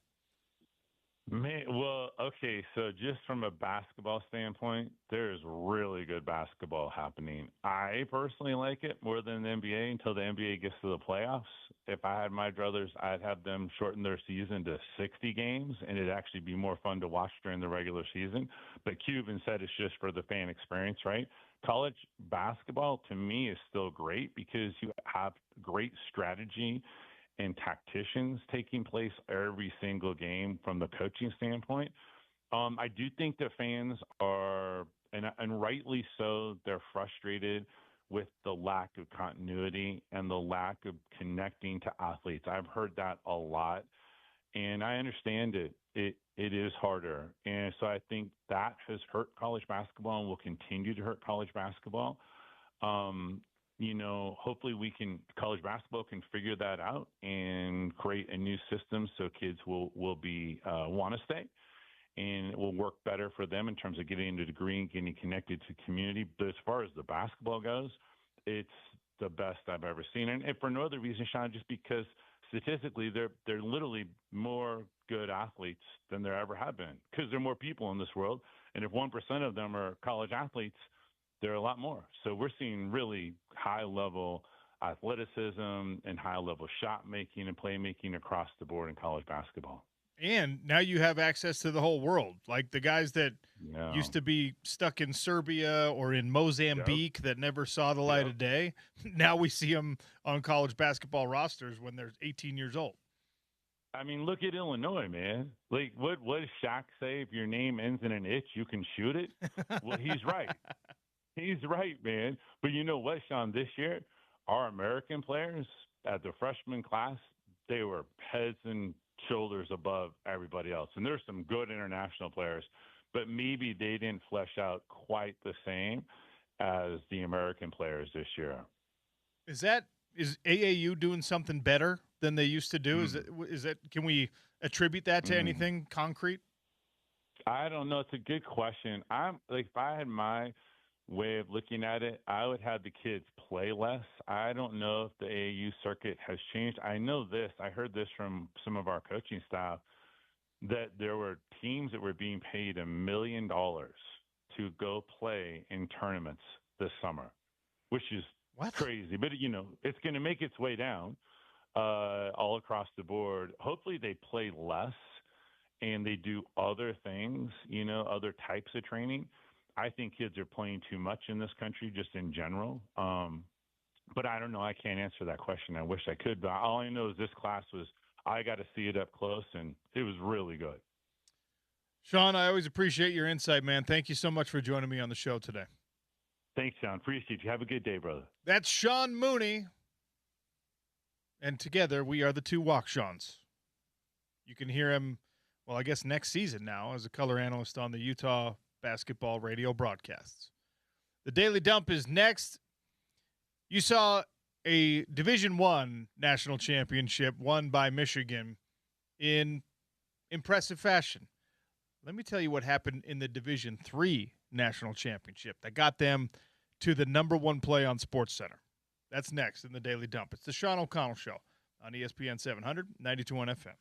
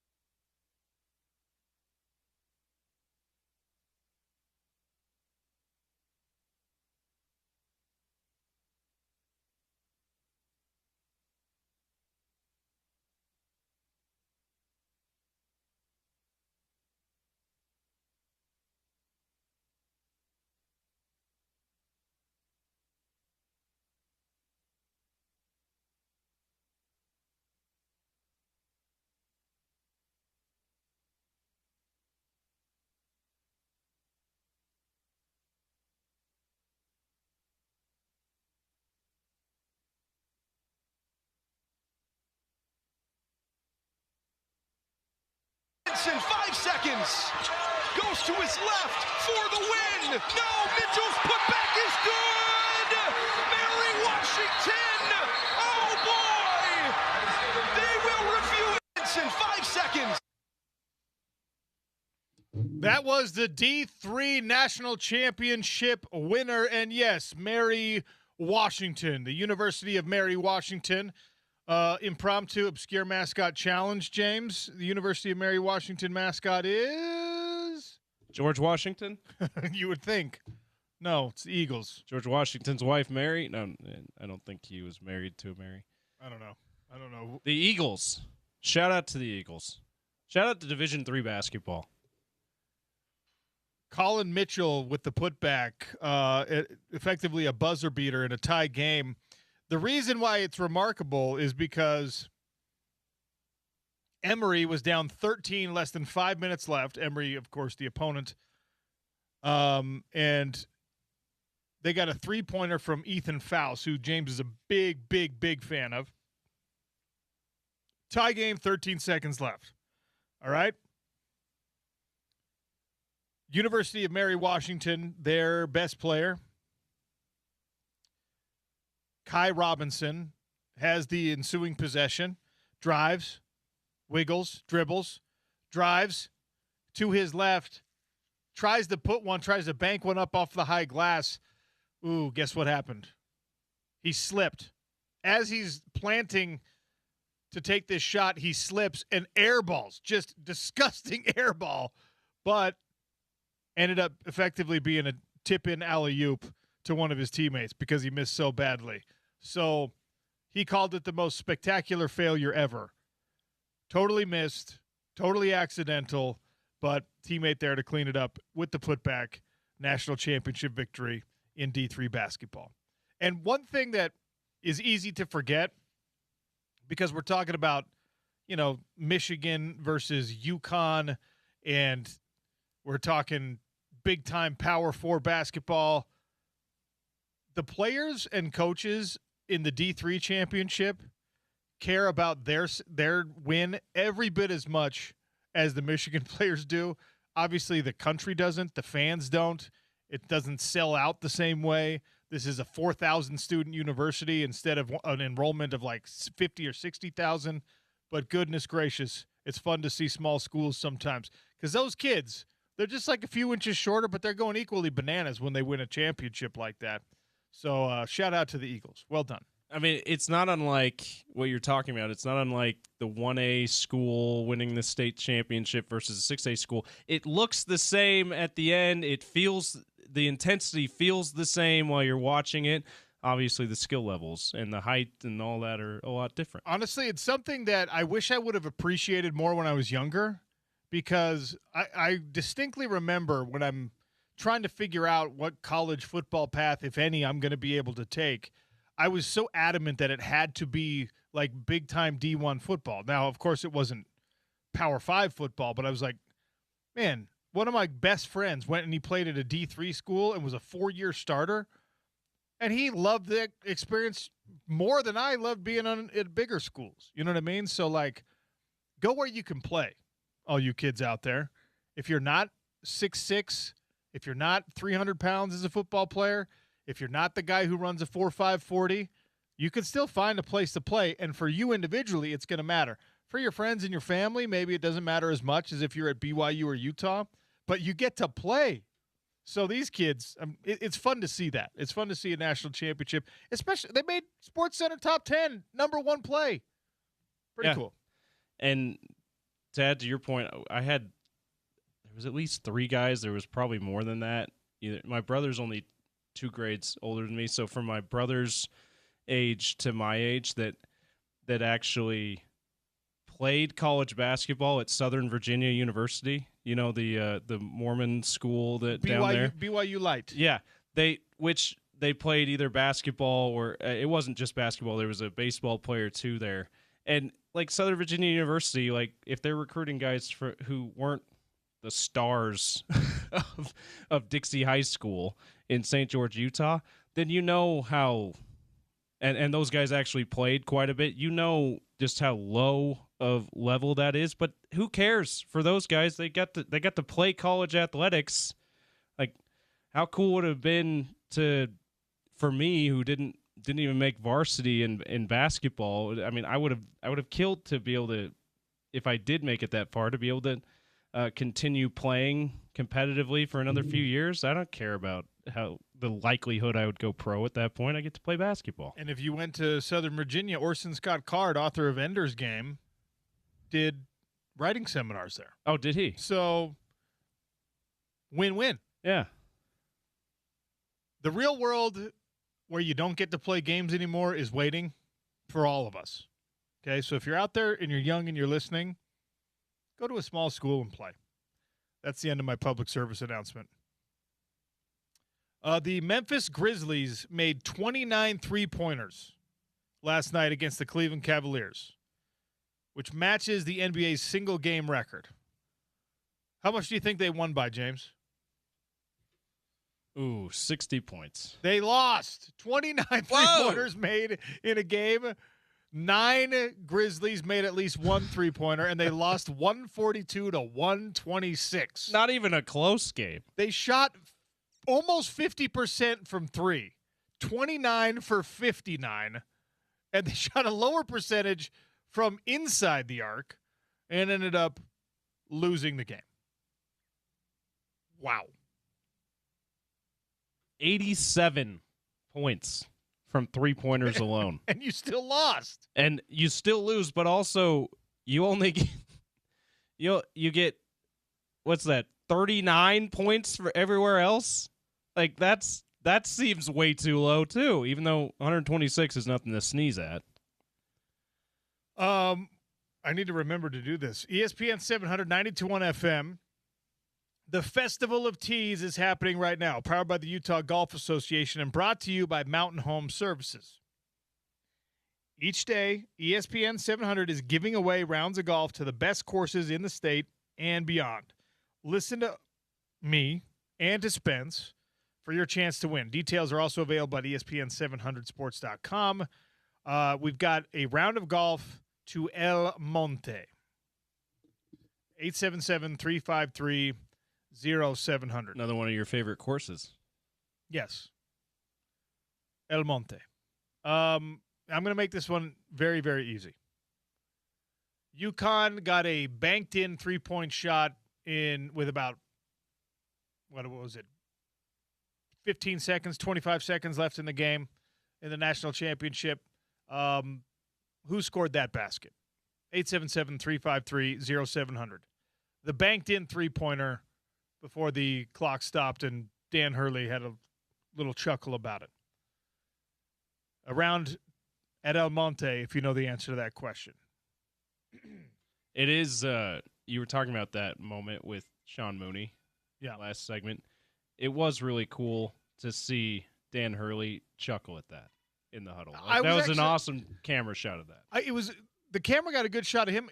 He didn't get a reaction from Solo Ball from it. I don't know if Solo didn't see that his coach was kind of having a chuckle about it, if he was just – because I think he might have been looking up at the replay of his own shot or whatever, but that was the only thing that left lacking. Solo Ball did not react to the reaction. I would have liked to have seen both of them having a laugh about it because, man, he made the shot. That's all that matters. I don't know why we're so anti-bank shot. It's like – Since Tim Duncan left the league, nobody likes to use the glass anymore. It's three-pointer in particular or free throws. Those two, it's particularly taboo. But it why? seems like it just does it go in or not? Yeah. Anyway, so that was an interesting moment. I guess I just gave the answer. Well, hey, if maybe you didn't hear OC just spoil it for you, or you did, it's an easy win for you. It's all right. Someone already gave us the correct answer. Okay, perfect. And 0626, it was not Jimmer Fredette. I'm sorry. It was not Jimmer. I mean, he probably still has some eligibility left if he goes to court. I want to know if Jimmer ever banked in three-point shots. I never saw one. And then he did. We can make fun of him for it. Well, you banked one in? No, it's ridiculous. So we were talking with Sean Mooney about the effect that the transfer portal is going to have on Utah basketball's roster and how many players they're going to need to bring in. And his calculus, and he made sure to qualify and say, no, this is not This is not official from the program or official from the coaches, but he's like, I think we might end up down to 2 players. And Utah is not the only program in the country that's going to be in this situation. Tennessee Lady Volunteers basketball is one of the storied programs in women's hoops. They are down to 1 single player for next season after the number 2 recruit in the 2026 class, her name is Olivia Edwards, has decommitted. So as of right now for Tennessee and women's hoops transfer portal open, same thing, they're down to 1 player on the roster. 1. A single player committed to play next year at the University of Tennessee. I get it. This is how the landscape of college hoops is right now. This is how college football is. Baseball and softball and things like that have a lot of movement as well, although I'd be more surprised to hear about a single player, 1 lone wolf remaining on a team. I feel like it's partially my duty to remind everyone that entering the transfer portal, sometimes you're cut and you're asked to enter the transfer portal, right? But doing so voluntarily is banking on another scholarship being available for you somewhere else, free education being available for you somewhere else, potentially another NIL deal, if that's the level you're on, being available for you somewhere else. It is a huge risk. It is an insane thing that we have glossed over it and we have pretended that it's not a big deal. It's massive. And I know it's not always the player making this decision. But Tennessee having 1 player left on the roster, probably at least 3 or 4 of those were gals who were just like, yeah, I'm going. And maybe there's greener grass, maybe there's not. That is scary. I don't have a number on the number of players in the transfer portal in men's and women's hoops yet, but we'll get one. Maybe we'll do that on the show tomorrow because we've done this with football, right? Where transfer portal opens and it's like, 2,400 people entered the first day. You're like, what? The first hour, actually. Pretty wild. Yeah, you're totally right about this, and this is a point that you and I make every time the basketball or football transfer portal opens. And we'll continue to make it. It really speaks to the advice that these players are getting from whether it's their representation, if they've got agents or managers or whatever, or the family, parents, whoever it might be that's guiding these players. Like, they're not going. It's unreasonable to expect, particularly the agents, to do this, but they absolutely need to be the ones in these players' corners to say, hey, are you sure? Because, of course, I'll do my best. Doing this could be potentially very lucrative, but also doing this could be potentially very disastrous. So are you sure? But they're not going to do that because of the first thing I said. They see it as, well, this could be very lucrative for us, and they're going to go with that. For the most part, yeah. Other news here in the Daily Dump brought to you by our friends over at Valley Plumbing, Heating, and Cooling. Truck with the Duck can now handle your plumbing needs, your heating needs, your cooling needs. Maybe you're upgrading an old place. Maybe you're building a cabin. Maybe you're trying to figure out if you can get that hot tub in your backyard. Valley Plumbing, Heating, and Cooling. The truck with the duck for all of it. This is not a surprising story, but it is a lovely one. Fernando Mendoza reportedly will not be attending the upcoming NFL draft in person. April 23rd, Pittsburgh. He's expected to have his name called number 1 overall to be a Las Vegas Raider. And Fernando Mendoza is, at least for now, according to reports, opting to stay and hang out with his family in Miami. You're the number 1 overall pick. This is a much bigger flex than attending, wearing the fancy suit, making sure you got extra cool shoes, whatever. And I love that fashion show. I love that that big boys pageant that happens at the NFL draft every year. This is such an incredible flex by a guy who it fits his personality seemingly perfectly. Fernando Mendoza hanging out in Miami with his parents, with his family, with that aunt who looks like she could be his sister, just doing his own thing instead of going to the NFL first round in Pittsburgh. Yeah, and even though it fits his personality to not go where the big show is, it also simultaneously doesn't fit his personality to flex like this, right? Well, he doesn't view it that way. Yeah. It is, though, an ultimate flex where you're just like, I'm going number one. Who cares? I'd rather hang out with my family. Maybe we don't know this. Maybe Fernando Mendoza secretly just despises Roger Goodell. And it's like, I don't want to hug him. Oh, we can only hope. I don't want to walk across the stage and have to give that guy a hug. The most awkward hugs, by the way, the lingering that happens when Roger Goodell hugs the players. I'm glad you brought that up. Roger Goodell knows in his heart of hearts, this person is going to hate me 7 minutes from now.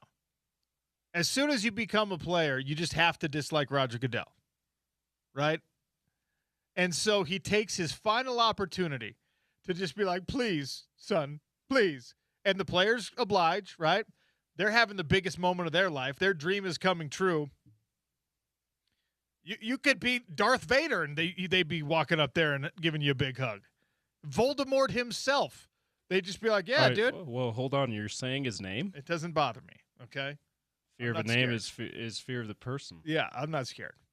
The Roger Goodell, like, yes, this guy actually likes me, is the funniest thing that you could see at the draft, where he's like equally excited to get the hug as the kid is to get drafted and have his lifelong dream come true.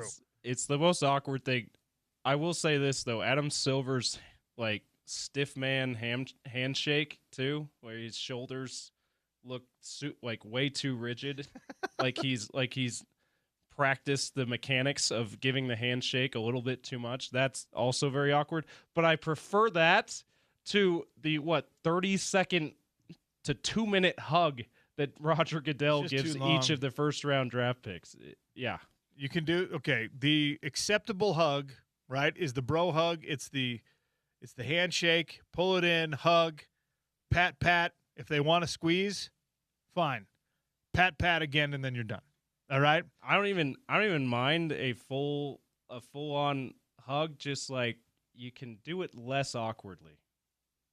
You don't have to linger as long as you do. But yeah, that's probably best case scenario. Do the bro hug, pat on the back thing. Trayvon Walker 2022, Trevor Lawrence 2021, Baker Mayfield 2018, Myles Garrett 2017 famously did not attend the draft themselves. At least with Baker Mayfield, that was like mainly because we didn't know he was going number one. Though, he had to make a phone call and convince somebody to draft him in the first round. I don't know why his name's on the list, but there it is. You know, it's the coolest one, and it's far enough back that they obviously didn't want to acknowledge it. Remember when Joe Thomas was being drafted and he went fishing? They were like, Joe. I forgot about that. They're like, Joe Thomas is on a boat somewhere in Lake Michigan. We can't get a hold of him right now because he went fishing with his dad and his brother, knowing he was going to get drafted in the first round. He was just like, I'm just going to go fishing. Come on. We should ask Jeff Schwartz what his hug with Roger Goodell was like. He was drafted a little later than that. You know what? I don't know. Maybe Jeff remembers who announced his pick. Oh, trivia question. I just remembered from last year's draft. Same exact round, same exact pick as Caleb Lohner went to the Broncos. That's right. That's right. Isn't that eerie? 2007, Joe Thomas skipped attending the NFL draft in New York City to go fishing for trout and salmon on Lake Michigan with his dad. Oh, man. Yes. That's the move. They chartered a boat called the Foxy Lady. Now that right there is a trivia question for you. So are they they have a TV on this boat. They have a radio. They were listening somehow, right, when he got drafted? Well, 2007, it's not like you didn't have data on your phone back then, really. Yeah, and I mean, you had portable radios. Maybe they were just tuning in. I guess you were probably just listening. You would have had a cell phone. Lake Michigan falls within where you've got service, so they're your calling agent, you. Your agent is just like, hey, they're calling right now. But like I would think you would at least want to hear your name being called, or if you can't watch. To your point, that was long enough ago. You're not necessarily able to watch while you're out on your fishing boat. But if all you can do is hear your name being called on a portable radio, I would think that they would have that on. But maybe not. Maybe they're like, agent's going to call, and so we don't have to – we can go fishing. We don't have to be connected anyway. As long as we have cell service. Okay, they did have a camera crew with them. Oh, camera crew. Okay. You know what else is insane? Joe Thomas now doesn't even look like the same human being. He's so much smaller. He's so lean now. I'm looking at the video from 2007, and he's like 320 pounds. Now he weighs like 250. He's got a six-pack. Doesn't even look like the same guy. He's Joe six-pack, literally. Pretty crazy. All right. That's the Daily Dump, a collection of stories brought to you by our friends over at Valley Plumbing, Heating, and Cooling. Plenty left to get to here on the Sean O'Connell Show. Reminder, we got spring practice today. Do we know what time meet availability is yet? Have we got the junk mail? I haven't seen it yet. I'll double check in the break, though. Usually 4 or 5-ish. Yeah. Somewhere in there. Spring football coverage brought to you by Big Willie's, Game Day Men's Health, Burger Fusion, Valley Plumbing, Heating, and Cooling, and Mountain Home Services. Jeff Schwartz is going to join us at the start of hour number 3. We've got a tank race to update. Lots of stuff going on. It's ESPN 700, 92.1 FM.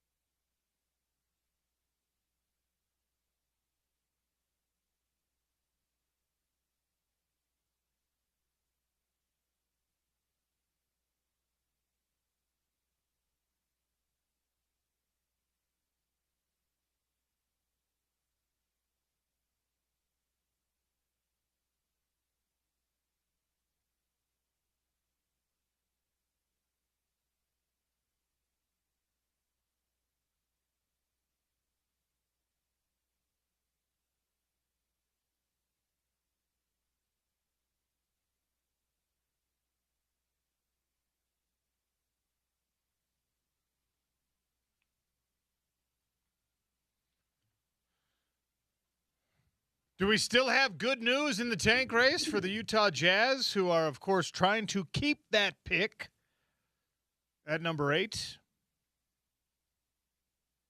James Peterson gives us the tank race update. What do we have, James? So, yeah, we still have good news because neither the Jazz or the Kings have played since yesterday. Oh, I so thought the Kings maybe were in action. We got good news. Still tied for 4th there. Both teams in action tonight. Jazz at the Pelicans. You and Gordy talked about that earlier. That's tonight at 6 on K-Jazz. Kings are playing the Warriors at 8 o'clock. Steph Curry is probable. He recently returned from a long injury. Don't expect, with only a couple games left, that they're going to hold him out before the playoffs. You'd figure that they want him to get in the rhythm here. So he will be playing tonight. Kristaps Porzingis is questionable. Hopefully for the tank's sake, don't have Porzingis available if you're the Warriors so that the Kings can pull off this upset. The Pelicans are not a good team. That's one to be a little bit worried about, OC. That the Jazz could mess around and get a win tonight in the Big Easy. Kings unlikely to be able to beat the Warriors at Chase Center in San Francisco.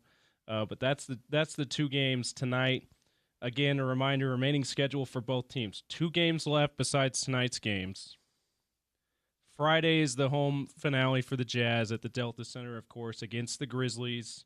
Not a good team. They make 29 threes and still lose. Okay? That's one you got to be a little bit nervous about for the tank's sake. And Sunday is the season finale at Crypto against the Lakers. That one's also sort of winnable because no Luka, no Austin Reeves. So a little bit nervy times for the tank for the Jazz. Kings remaining schedule. They play the Warriors tonight. Then they play them again in their home finale on Friday. And then Sunday is also their season finale in Portland against the Blazers. Again, updating the standings. They're both tied for 4th. If the Kings could just get one more win and the Jazz lose out, OC, that pick is theirs to keep. So we are so close to this being a successful tank. I heard Tom Haberstroh on with Spence Checketts. I know there's many in the fan base that would view this as widely disappointing if they don't get the opportunity to draft AJ DeBonsa, but I don't really see it that way. The opportunity is to keep your pick and it doesn't go to the defending champs, because even if you pick 5th, 6th, or 7th, 8th, you got a chance at a really good player in this year's draft. Not AJ DeBonsa, but a really good player help you win starting next season. So that's your tank race update. Well done, James, with the tank race update. We've got some important news to break. To reiterate, I'll say. And we'll talk with Jeff Schwartz next on the Sean O'Connell Show, ESPN 700, 92.1 FM.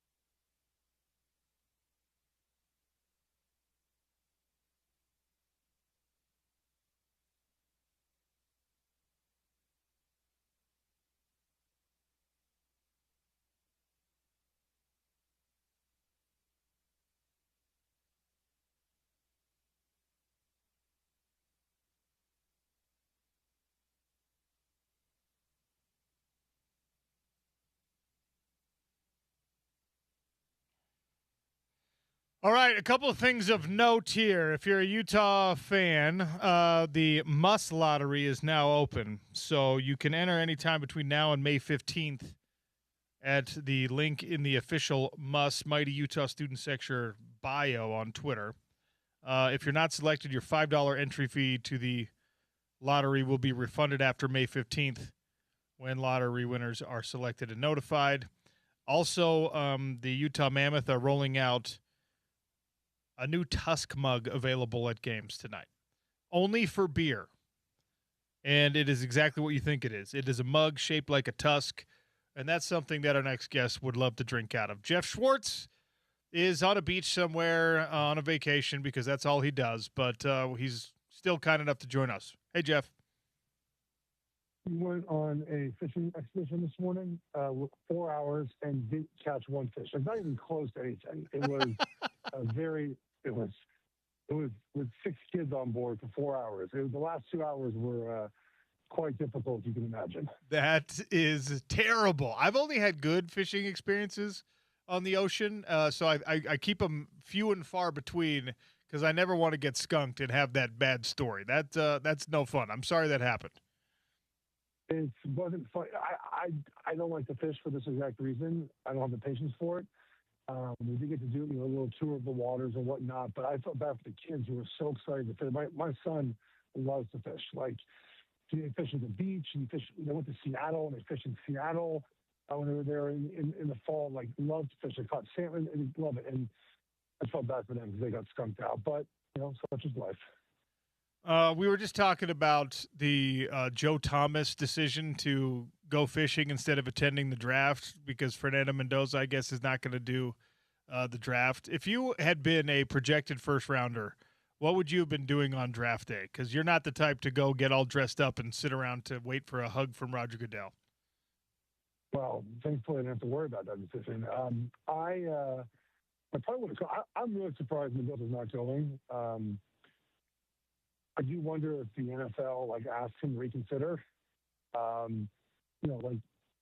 of the deal is this, right? Like, you're a franchise quarterback now. You're the number one pick in the draft. The last time this happened, I think was Trevor Lawrence with a kind of a COVID situation, right? It was 2021, I think, and maybe not everyone was going, but I don't know, man. I feel like it's a pretty sure have to just accept that this is your sort of fate now, right? Like, you're a franchise quarterback, and part of that is being an event like this. And so I find it disappointing to see that he's not going to go. And I get that you'll celebrate with your family, but you already know you're going to be the first pick in the draft. You can celebrate really anytime you want. You can celebrate the night after, right? Like, you can celebrate whenever you want. I'm just surprised no one has been like, bro, we kind of need you there, man. I mean, it doesn't feel weird that you get treated in the draft and the first pick in the draft's not going to be there. It is a little bit strange. Like, I'm fine with it because then the second pick will probably be there and the third pick will probably be there or whatever. But, it feels like the Fernando Mendoza personality story is going to be a lot of fun to digest because instead he's going to be like sitting on a couch with his mommy, and that fits his personality so well. Yeah. The personality thing I'm kind of curious about, because, I think it's real. But, Sean, let's say they're 4-9, at one point this year. And he does sort of like the aw shucks thing after they lose the game. How's that going to play with Max Crosby in the locker room? I think that it's sort of fun to be that guy when you're winning. I think we saw that with Russell Wilson, right? When they were winning, that oh shucks, like, I'm Russell Wilson, I'm very sort of, little corny, robotic with the way I talk and what I say. It's great when things are going well, and as soon as things go well, right, it quickly turned against him. So I'm not saying that's Mendoza's track here, but I am kind of curious to sort of follow along with his personality because he's sort of like too young to kind of be like this, sort of have the Kirk Cousins personality. So I don't know, man. I am kind of curious to see how this develops over his career, whether or not he can sustain a career sort of with this kind of aw shucks mentality about football. Well, I'm I'm curious to see how that plays out also, but I mean, we saw a little bit. People weren't putting a lot of microphones in Fernando Mendoza's face when he was at Cal. So we have some sample of what it looks like for him when he's not winning every single game. I also think that his kind of inspirational self-help personality, part of that comes from he doesn't have questions to answer. You know what I mean? Like, hey, Fernando, how come you guys were so good in this game? And he's got to be like, oh, my teammates are the best in the world. When there's something to actually answer, like you missed this, you guys didn't get this conversion when you needed it, whatever. I think he'll be capable and fine to actually have that conversation instead of finding something to fill the time. Otherwise, it's just him.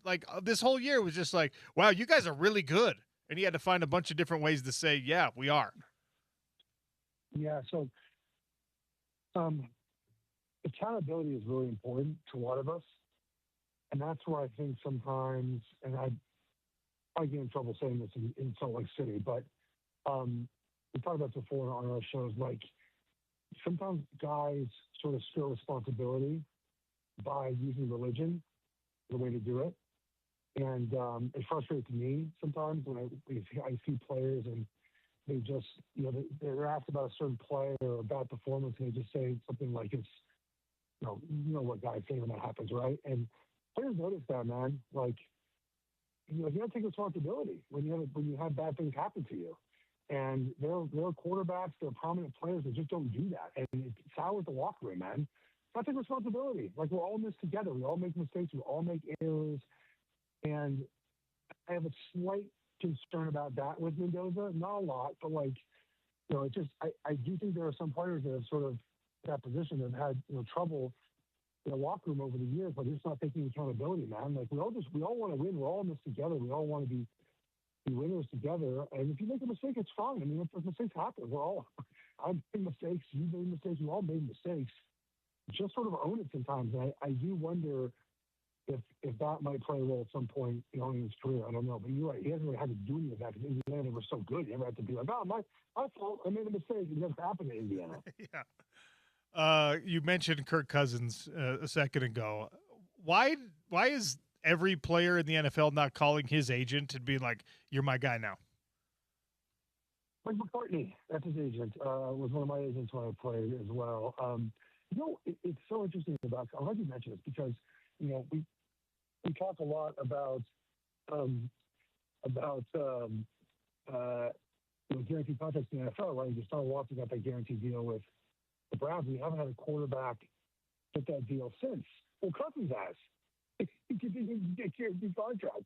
And this was a little funny with the language in 5 years and 175, whatever it is. But it's really a 1-year deal. But again, it's $20 million guaranteed, and he's had guaranteed contracts for 8 years now. So maybe because it's not the most money ever every deal, we don't look at it quite the same way. Maybe because it's just sort of Cousins and he didn't have the baggage that Deshaun Watson did. I mean, if you recall, didn't Lamar Jackson and some of the NFLPA file not a lawsuit, a grievance against the NFL, or it came out that they went to court over this, and the owners admitted they suppressed salaries, but it was about Lamar and not for Cousins. For Cousins, it's just and so he's just quietly. I mean, business Hall of Famer, made more money. I think he has the most guaranteed money in the NFL outside of Matt Stafford. So, pretty wild. He's gonna when he's done with this contract, and I know that somebody will eventually pass him, but this contract elevates him over Tom Brady as the highest earner in league history. He's Kirk Cousins. I mean, part of that is obviously, as we know, that the more that the longer you play, the salaries go up, right? So he's places to make money. But I think if you would ask people, who has made the most money in their careers, you just would have Cousins up there, right? You would think, Mahomes, Allen, and Stafford, and Brady, but it's Cousins, man, business Hall of Famer. So good for him. Look, I really, he really grew on me. But I have to watch him on the quarterback show on Netflix. I was good sort of see his personality outside of football. And again, I think that he's going to be a good leader from Mendoza there in Vegas, and he knows his role, which is important there. So I'm looking forward to it. What is the offensive line, the NFL offensive line group chat saying about UR Bernard, the freak athlete from the HBCU showcase and the International Player Program? This kid out of Nigeria. If you weren't listening when I talked about him last week, just to refresh everyone, 6'4.5", 306 pounds, 10-10 broad jump, 39-inch vertical, 4'6", 340, but he doesn't know how to play football yet. They said he has 6% body fat. He's a 300-pounder with a six-pack. It's disgusting what this guy's athleticism is. And he projects as an offensive or defensive lineman. What's the chat saying? Well, I will say that the 6% body fat seems like a low number, but I mean, look, it is.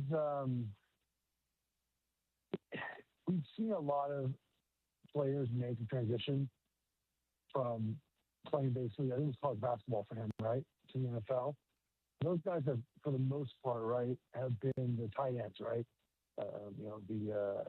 Those guys, and going from never playing before to offensive line has been done before. I mean, Jordan Mailata did it, right? But it's just really hard to do. So I wish him the best of luck. I think he might train to be a defensive tackle, either or, right? One of those defensive linemen, offensive linemen.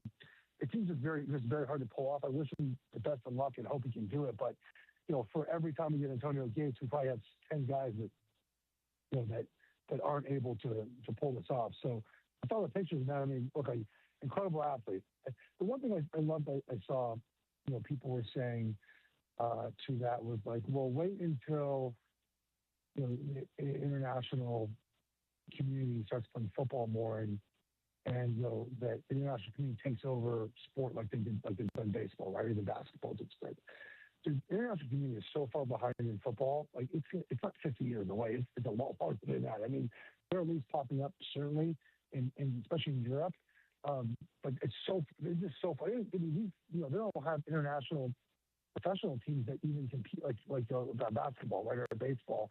So I love seeing it that we're branching out a little bit and continue to happen. But I thought some of it just typical internet, internet like hyperbole. Oh, just wait 20 years now. So everyone international is playing football. It's not going to happen at that same rate. Yeah, I don't know that we're going to get that same saturation. But if you can find 5 or 10 of these outlier mutants that are just like hanging out. In his case, he grew up in a small village in Nigeria, and you turn that kid. I mean, we saw that. He was at a local school. Ziggy Ansah came from Ghana to BYU, and he wanted to be a track runner. He wanted to be a soccer player. He wanted to be a basketball player, and ended up being the number 5 overall pick instead. And for a time, he was the most consistent pass rusher in his class. So, yeah, it works out. You don't need a bunch of them, but every now and again, it's a cool story. We'll see what this Bernard kid ends up being. I was up at practice the other day. I was talking to Spencer Fano. I was talking to his dad. And, I was asking him about, this time right now where he's a few weeks away from getting a phone call that, that's the dream come true. And I was asking him his level of patience and things like that. If you take me back to when Jeff Schwartz was in a position where he's leaving college football and the NFL thing is a real possibility, you were not quite the same, draft prospect that Spencer Fano is. But what was the final few weeks like as you were waiting to potentially get a phone call? A lot of waiting. I mean, it's interesting. I was definitely not Spencer Fano. But I was able to, I was able to enjoy the process really up until draft day. I drove from Eugene, so I was working out and training and stopped in Northern California for 2 days to visit a buddy. I went to Santa Barbara to visit a friend.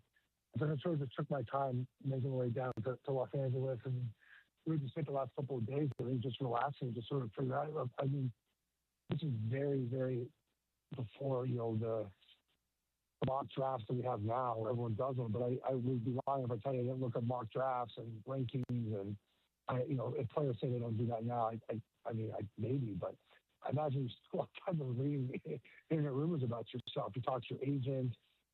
I don't really know how much the agent gets information-wise this time of year, especially if you're not going to be Mendoza, or maybe David Bailey goes number 2, and you know that because this draft feels like Mendoza 1, and then really David Bailey Reese 2, and then sort of from there, sort of we know maybe the top 10-ish picks, but where they end up to me is a question mark. So I think just waiting, man. You've done the work, right? You put the work in, and she certainly has, and you're just waiting to hear. I would imagine like Romu is a little different, right? Where there was probably a little anxiety with him, right? Just like, am I first round pick, am I a day 2 pick? Like, where do I go? I feel like he comfortably knows the first round pick. Does he go 6 or 9 or 14, 15, 17? I don't know, but he's comfortably the first round pick. There's got to be some calmness knowing that. All of the mock drafts seem to have decided that Mauigoa is going to be the first tackle taken. Is that the conversation you're hearing as well?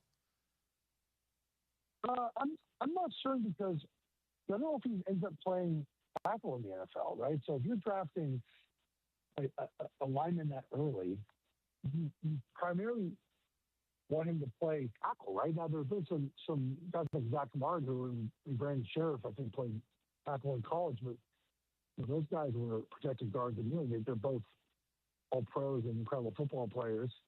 Quentin Nelson was drafted high at guard. Sergeants don't get drafted very high, and so looking for or both him and the Miami kid, when you mentioned Marga, like their teams might love them at tackle. They might think they're guards. If you are the Giants at 5 and you need an offensive lineman, are you taking the guard tackle, or do you think he's firmly your right tackle? If you're the Browns at 6, Browns need an offensive lineman the worst way they particularly never available at 6. But I'm curious if teams are going to draft a player they think is a guard. Again, if the thing is a tackle, great. Yes, he'll be the first tackle taken. But is there any hesitation about it? I don't know. I think teams might pass and take a Freeling or a Caden Proctor, like guys that are going to be tackles in the NFL, at least early in their careers. Do you like Arvell Reese or David Bailey better? You mentioned that both of those guys are being talked about at 2, and pass rushers are a hot commodity. I think Reeves has less of a chance to be a bust than Bailey does, right? And neither of them are bust, but Reeves impacts the game at outside linebacker, a pass rusher, in coverage.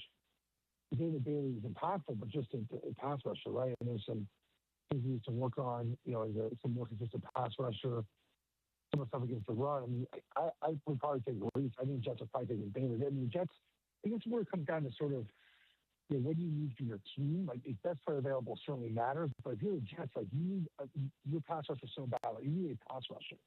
And Reese might be that Michael Parsons type player, right, where he's a hybrid early in his career, off the ball linebacker, pass rusher. David Bailey is the pass rusher right now, and you might choose the right now of David Bailey over the idea of kind of sort of fiddling where Reese is going to be, where a team might just look at Reese and certainly if you're the Cardinals and just be like, we just need better football players. Let's just get Reese, and we'll put him in the linebacker, we'll put him in the pass rusher, we'll hybrid him. So I think the Jets just specifically saying, I want a hand-in-the-dirt pass rusher.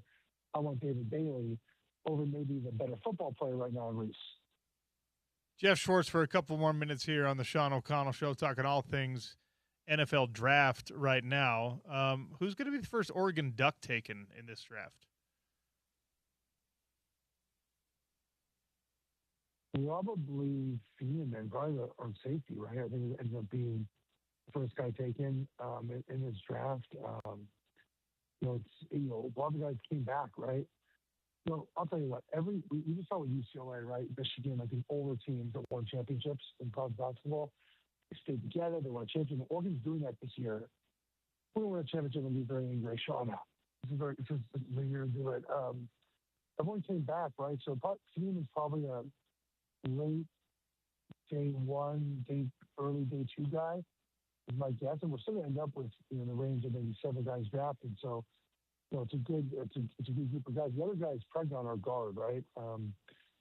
Michael Harris Thieneman, I don't think he will, but a team might sneak up in the first round on guard, and Pregno's just hanging out right there. So those are the two guys that have the best capability going earliest.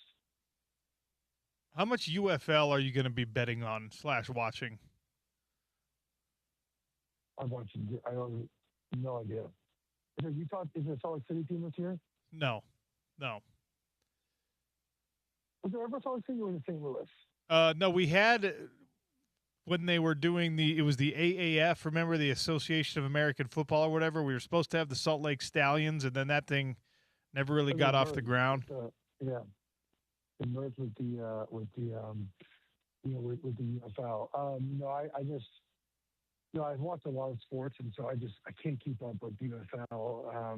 And I know that it's important to you to break it down. We can come on here and break this down, but I'm not doing it. I can't do it today. Are the Mammoth? Are they a playoff team? Yeah, the Mammoth are barring any crazy collapse over the last few games, they're in the first wild card spot right now. They've got Edmonton tonight. That's going to be hugely important to determine who their first round matchup is, because you don't want the playoff matchup to be the Edmonton Oilers. But if you can beat them, then it increases the likelihood that you get the Anaheim Ducks. So, yeah, but second year of existence. Maybe they don't want to lose this year in the Stanley Cup or lose to you guys instead. Wait, I didn't catch that. What was that?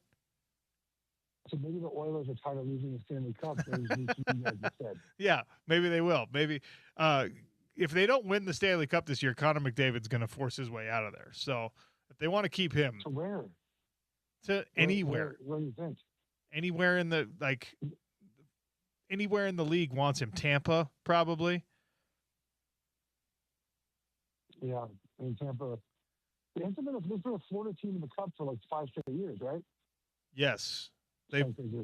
Which is crazy. But the Panthers aren't even making the playoffs. Are you like all in hockey now? Like every day you're breaking it down? I love hockey. I don't know that I feel fully confident in like doing full breakdowns on it all the time, but we talk plenty of it, and it's a super exciting time for Salt Lake City because, you know, the Jazz have stunk deliberately for like half a decade now, and you get a hockey team, and immediately the payoff is there. So it's fun. It's cool. The Jazz, obviously they're eventually going to be the plans like the Sixers, right? Just think for years and years and end up getting a bunch of high draft picks. Yeah, we're trusting the process right now, but they are currently tied for 4th worst in the league, which means they get to keep their first round pick, which is protected if it's 8 or lower. And hopefully they end up with like a top 3 pick, more likely that they end up with 5, 6, or 7. But it's a good draft this year, and then they're gonna have to turn it on next year because they made a trade for Jaren Jackson Jr. earlier.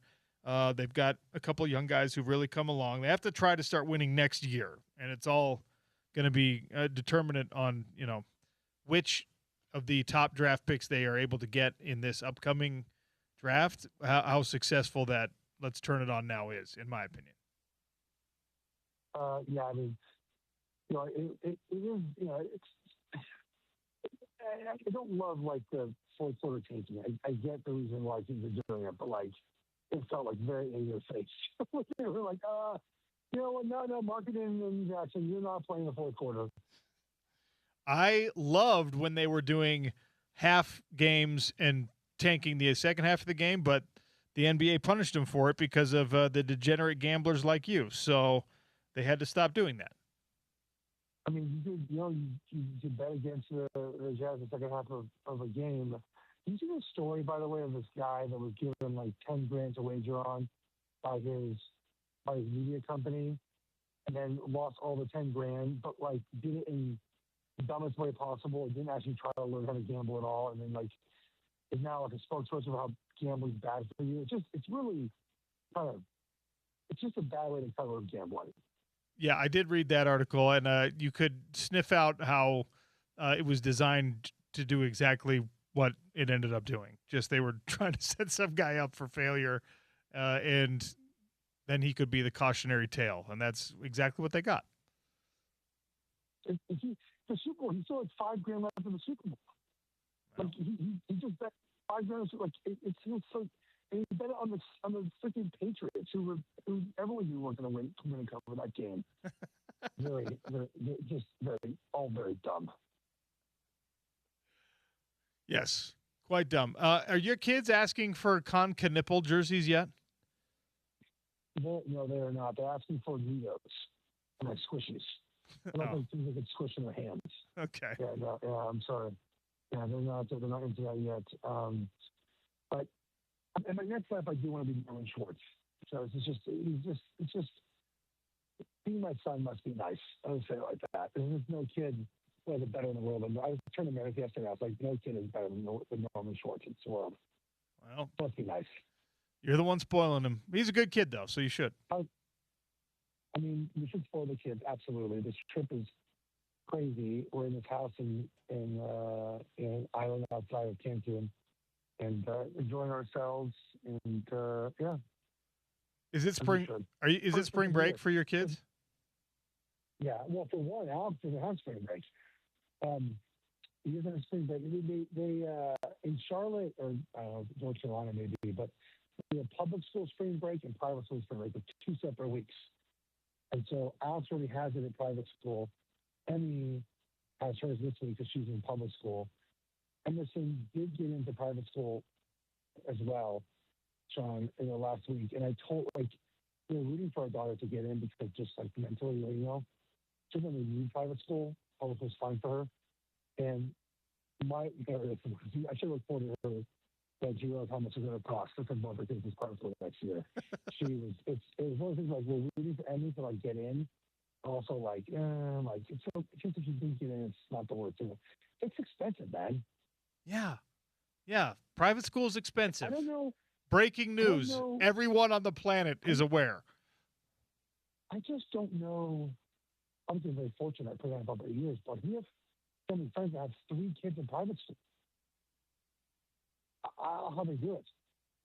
My older brother is a private school teacher, and he keeps that job exclusively for the fact that he has 3 kids that go to the private school, and so he gets the tuition discount. He's trying to be a college professor, but he won't take that full time until he gets his kids through this private school. It's you got to do what you got to do, man.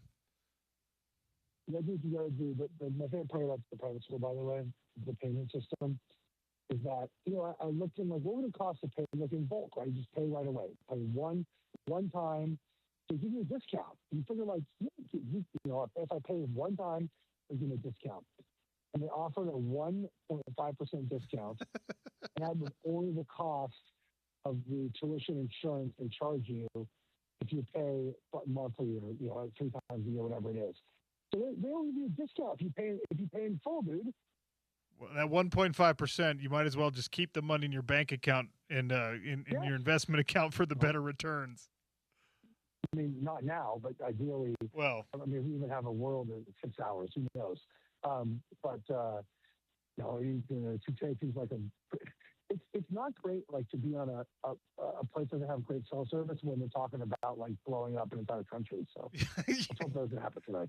Yes, I was in Africa for 2 weeks while war had broken out in Iran, and I was just like, man, that'd be really crazy if we log back into the internet and we're just like, oh, guess what happened? So let's keep our fingers crossed that when you come back from your vacation, everything's relatively similar to when you left. I hope so. I really do. Good talking with you, buddy. Can't wait to talk. I can't wait to be in Charlotte, man. We got some very excited to go to the fights again. Yeah, well, that'll be in July. I'm looking forward to it. And we got fights this weekend in Chicago, so I know you watch every single one. Make sure you tune in on ESPN. I do. All right, buddy. Take care. Thanks, Jeff. That's Jeff Schwartz on a beach somewhere, an island off the coast of Cancun. Must be nice, living in that lap of luxury. All right, Edmonton at Utah tonight. The Mammoth have never beaten the Oilers. How can they do it? We'll talk about that next. It's the Sean O'Connell Show, ESPN 700, 92.1 FM.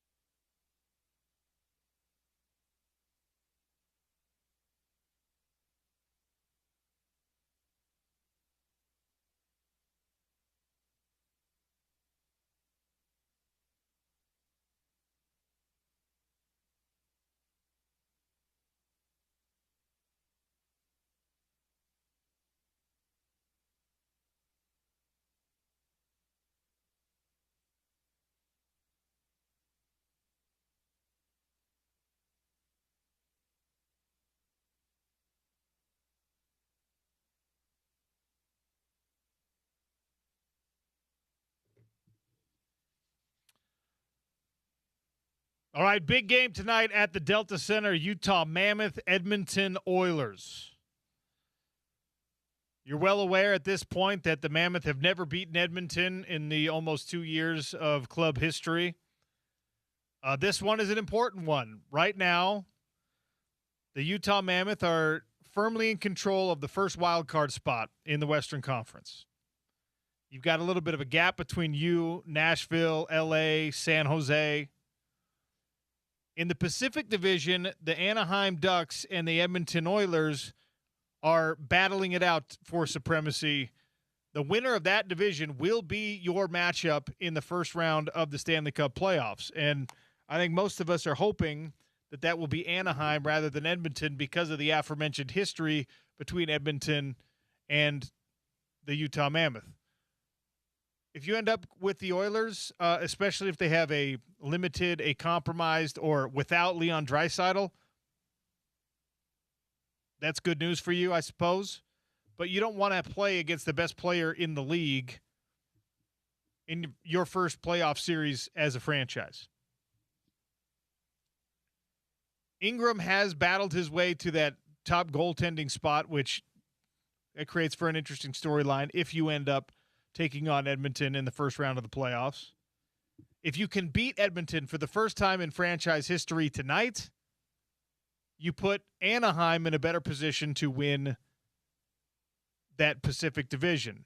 Edmonton right now holds the tiebreaker. They have 6 more regulation wins than Anaheim does in this regular season so far. Anaheim is not going to be able to beat them in that tiebreaker, which means they have to finish with more points than Edmonton does, which means you want Edmonton to come out of Salt Lake City with 0 points.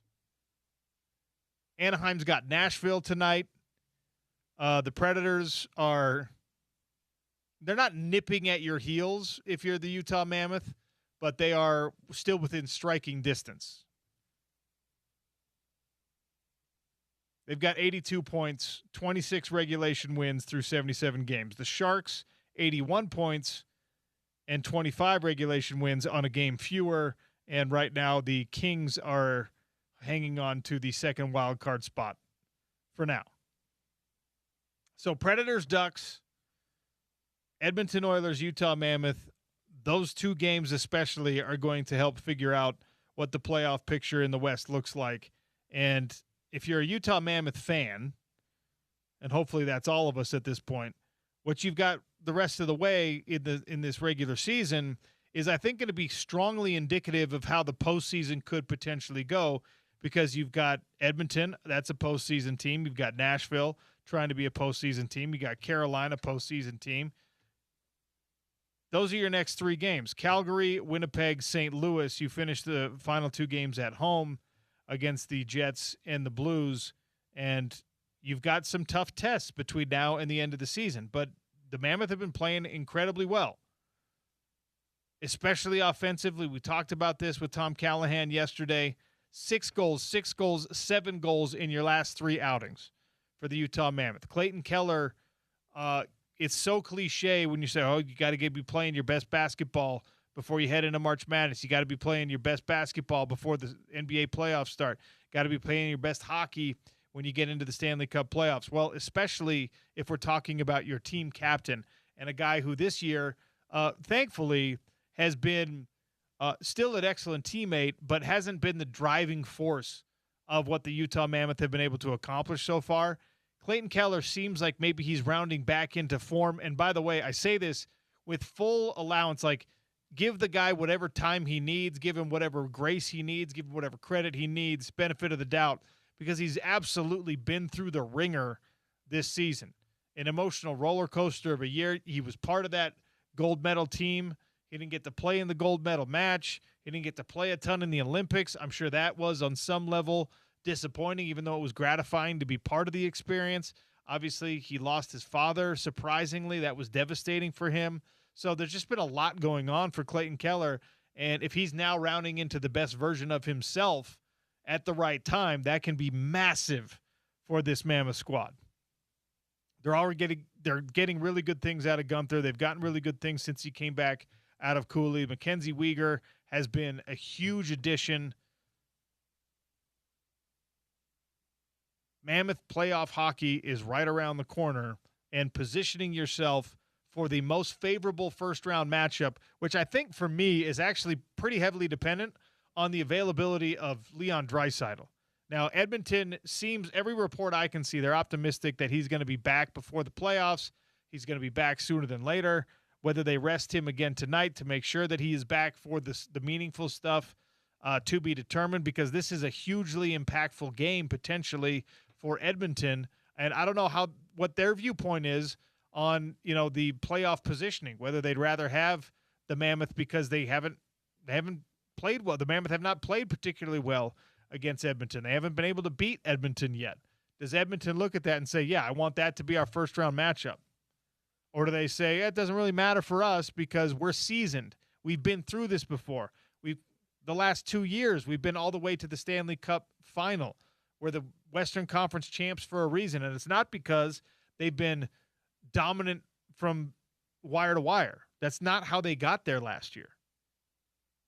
They flipped a switch. They turned it on because they've got two of the best players in the world, like two of the top 10 players in the NHL wear Edmonton sweaters, and maybe the top player in the NHL currently wears an Edmonton sweater. So he's consistent. McDavid is consistent all the time, but there's another gear that he seems to be able to kick into when it comes to the Stanley Cup playoffs, and that's been hugely impactful for them these last couple of years. I truly have no idea whether or not Edmonton is just like, yeah, we need this win tonight, because I don't want, with Draisaitl's health to be in a question, I don't want this particular matchup. We'd rather have the Mammoth than somebody. I don't know.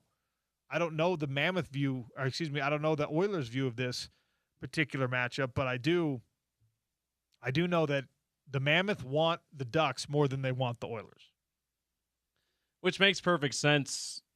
Like, the Ducks don't have the roster, obviously, that the Oilers have, and they don't have the playoff pedigree that the Oilers have, which you outlined already. If I don't know either what the Oilers' mindset is.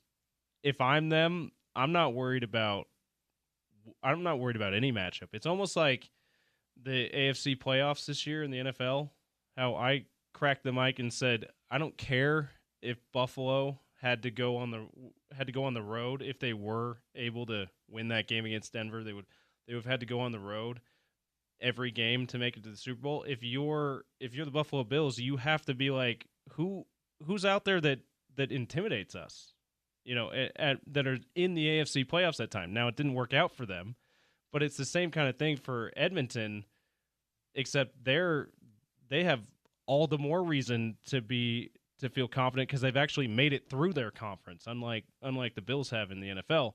So if I'm them, I'm like, we just got to make sure we got Leon healthy, and obviously McDavid healthy.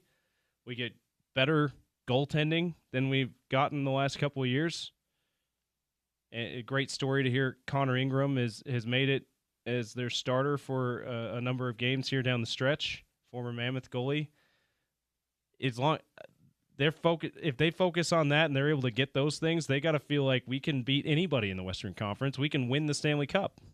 Did you see the teaser tweet that the Mammoth put out yesterday? I did. Something Mammoth resurfaces tomorrow. What an incredible play on words. Yeah. Resurfaces, because that's what a Zamboni does. I'm going to go to the game tonight. I'll James, see you there. You're going to go to the game tonight as well? That's why I was going to jokingly interrupt your spiel on how great Connor McDavid is and why this game's important for the Mammoth, to say, hold on, but the most important thing is, what's it like watching Connor McDavid in person? Because I have not had the chance to do that. Well, I'm really excited to see it. We'll both be doing it tonight, and it would appear that a very special Mammoth Zamboni is making its debut. Mm-hmm. Tucks up.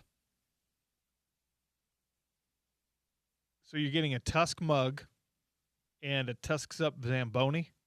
They're really leaning into this Tusk thing. The mugs right now, the Tusk mug can only be used for beer. You can only but they're going to have to change that. So hold on. You can probably, once you buy it, it's yours. Yeah. Once you buy it, it's so you can. you're but allowed you can to like only pour milk in it. But you can only get it at a purchase beer it stand. you can only purchase it with beer in it. So if you're not a drinker, maybe you just purchase it and dump it out, or give it to your friend to drink. Here's why. Okay, let me explain this to you, because it's a elaborate souvenir mug that they want to charge $26 for. Ooh, okay, that's how much it costs. You're not going to charge $26 for a soda mug. Yeah, you're not doing that. A beer is already like $14 or $16 or whatever, right? So the upsell on that is not as significant. Yeah. They might charge 10 for that kind of a they charge less than that for the regular souvenir cups. They might charge up to 10 for this kind of souvenir cup if they let you fill it up with soda. But yeah, you can't go all the way up to 26 for that. My plan is I'm just going to follow around the person who has the souvenir Tusk mug, who looks like they've had too many beers. Oh yeah, and just wait for them to set it down. Just follow them around, and when they're just like, "Oh man, I can't have any more," then it's mine. Yeah. Okay. So yes, I just admitted on air that my plan is theft. It's to steal some poor drunk person's. Just kidding. Cup. I'm not going to do that. I will end up obtaining one of these, probably pouring out the beer, or you know what I'm going to do? I'm going to wait until they sell it with a root beer float in it, because eventually, the demand is going to be there, right? You have the ice cream, far better. You have the sody pop. You sell me one of these mammoth mugs. These Tusk mugs with a root beer float in it, James, I'm paying you $26. Why not just buy it tonight, and then to the person next to you be like, "Hey, you want a free beer? You just got to give me the cup back." It's not a bad idea. $26 is that's a lot of money. It better be as awesome as it sounds like. We've done the souvenir helmet nacho thing. Yeah, I haven't done that yet. The brisket nachos. Wait, when you attend a game with my wife, she does not have the like, "Oh, I shouldn't buy that" filter. She doesn't have it. Like, if it looks cool there, she'll just buy it. Doesn't even care. Doesn't even know how much it costs. Just like, yeah, I need a helmet full of nachos. They could have been like, "This is $300." She'd just been like, "Give me the nachos." It's a real hockey helmet. I want it. No. She wouldn't have said. She'd just been like, "Yep, okay, fine," because I want that, right? So if she were going to the game tonight, it would be a Tusk mug for sure. Yeah. Is she? Oh no, she's not a drinker, so she'd be dumping it out or handing it to someone else. And then probably the mug back. Yeah. That's the cheat code. Craig on the text line says, "Just drink the beer." Drink the beer. Okay. Craig, some people don't drink beer. And there's don't imbibe. No aspersions on people who do. If you drink the beer, I don't drink beer. I'm not going to drink beer. So Craig, you're telling me you don't want me to give you the free beer. Craig, if you come to the game tonight and you see me walking with just a foamy head dripping over the edge of that Tusk mug, and you're like, "Oh, hey, I'll drink that beer for you," I'm going to say no. You know what? No, Craig. I have the text app on my phone. Craig, I do. Craig, this is you go to the game tonight, text the text line 877-353-0700. Text us which portal you're closest to, and maybe OC will let you drink the beer and when he buys the souvenir cup. Maybe he'll meet up with you. Or maybe I'll have my first spite beer where I go drink it and I'm just like, "Here, Craig, I followed your advice." That's more the way I do things. Yeah, that's a good point. All right. Got to take a quick one here. We're going to give away some tickets next. Muse is coming to the Utah First Credit Union Amphitheater August 20th. We have 2 tickets if you can answer our trivia question next. It's the Sean O'Connell Show on ESPN 700 and 92.1 FM.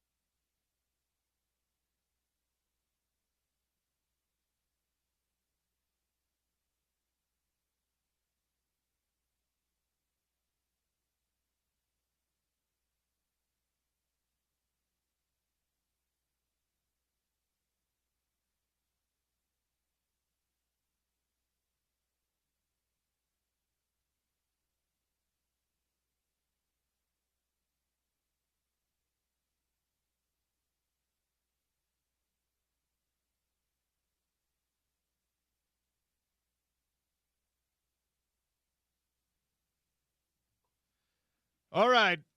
Crosstalk is brought to you by our friends at Advanced Window Products, 801-850-9100 for $2,500 off 10 windows or more. Get on the schedule now. It's going to take about 6 weeks between when they show up and they give you the quote. They measure the windows. They manufacture them specifically for your home. They install them at your home. They lifetime warranty them in that home. That's about a 6-week process, so get on the schedule today, 801-850-9100.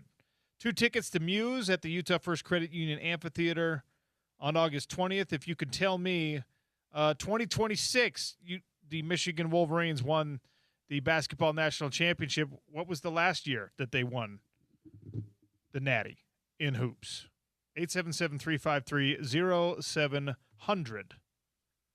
Spence Checketts and the Drive are up next. He's here in studio with us. Hi, Spence. Hello, Sean.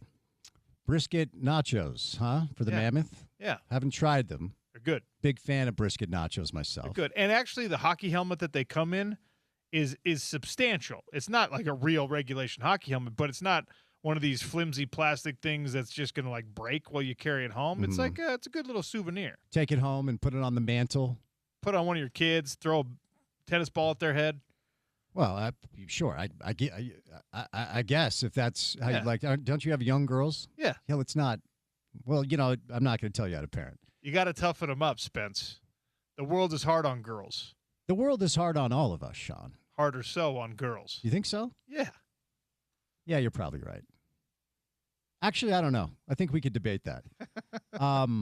We probably shouldn't. Would you? No, we're not going to. Would you try a 26-inch boomstick burrito blue corn dog in Seattle? Yes. I love corn dogs. Polar pasta, which is ice cream disguised as spaghetti at Coors Field. Yeah, I would try that. Let's see. Tiramisu helmet. Sounds lovely. Yeah, okay. But of course, it's at the new Yankee Stadium, which is a mall. It's not a stadium. The Grand Slamwich, a 20-inch chicken parmesan and Italian meatball sandwich. Yes. That sounds lovely. Yeah, sounds good. Chipped ham empanadas, Pittsburgh. Dough pockets filled with barbecued ham, cheddar, and pickles. Oh, that sounds awesome. Yeah, that sounds great. Is there any food you don't like? Is there? I do not like green beans. Green beans? Yeah. I won't eat them. What about like peas? Yeah, I like peas. You like? So is it the texture of green beans? It's childhood trauma associated with green beans. Let's dig into this. Okay, let's get deep I've told here. the story many times. My parents used to make me sit and finish my green beans at the table, and I despised them. Okay. I would put creamy cucumber dressing on them, Okay. which I also can't eat now. Okay. Disgusting. Uh-huh. And they would just make me sit there and gag down my green beans. And I was an honest child, so they would get up from the table and be like, you can't get up until you finish your green beans. Yeah. So another 20 minutes of me just like... Just choking them down. Just choking them down instead of scraping them into the garbage can like any normal person would. When's the last time you tried green beans? So my little sister's best friend is a remarkable chef. She's awesome. She's worked at a bunch of the restaurants locally. She's the head of cuisine up at Solitude Resort now. Lovely. She is just a master on anything culinary, right? And several years ago, she was like, hey, come by. She was working at a restaurant downtown. And she was like, come by, sit at the bar, and I'll just feed you what we've got. We're trying out some new things on the menu. And I was like, great. Mm-hmm. So I sit down, brings out the bone marrow appetizer, which I love, brings out some of these amazing like egg roll things, and then brings out these green beans. Okay. And it would be incredibly rude to just be like, I'm not eating those. Yeah. She's like giving me a tasting menu basically at this place. And so I choked down a couple of them. And that was probably 8 or 10 years ago. Okay. Because I Last time. hated tomatoes as a kid. Mhm. And I didn't eat tomatoes forever because it was in my mind that they were disgusting. Yeah. Now I find them lovely. Yeah. I love a good tomato. So the green beans, it's just not happening. Yeah, I'll never get along with them. But every other food under the sun, I like. Okay. All right. What about a favorite dish? Like it's your birthday. Kendall's like, what do you want, babe? And you say Lasagna. Lasagna. Yeah, I love lasagna. Okay. Like homemade, Yeah. good lasagna. Yeah. Are you a chef at all on your own right? Yes. I'm See, a good cook. I've learned to love it. I really enjoy cooking. I love burgers. I'll make a delicious, delightful smashed burger, whatever. I got into it during COVID. I was never really that into it. And then you're home and you're kind of like, Should we watch Game of Thrones for the 70th time? So look, what you learn is cooking is essentially just following directions. If you have a good recipe, what was the strangest COVID habit you picked up? Talking about COVID, I don't know if I picked up any weird habits during COVID. Were you working during COVID? Yeah, but we went from being on every single day on Pac-12 radio to 3 times a week with no sports to talk about. It was a wild thing. It was very strange. Because I figured we were going to do something different with our day-to-day show during COVID. They're like, nope, you got 4 hours to fill. I'm like, well, there's nothing to talk about. Yeah. What are you supposed to do? I remember I tried this dopey thing. It didn't work.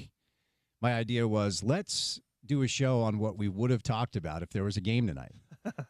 I tried it once. Hypothetical? Yeah, it didn't work the at all. one time Spence Checketts tried to use his imagination and all of you just poo-pooed it. It wasn't good. It was not good. And I use my imagination every single day. Let's be very clear. Oh, okay. I don't know if you've noticed. Yeah.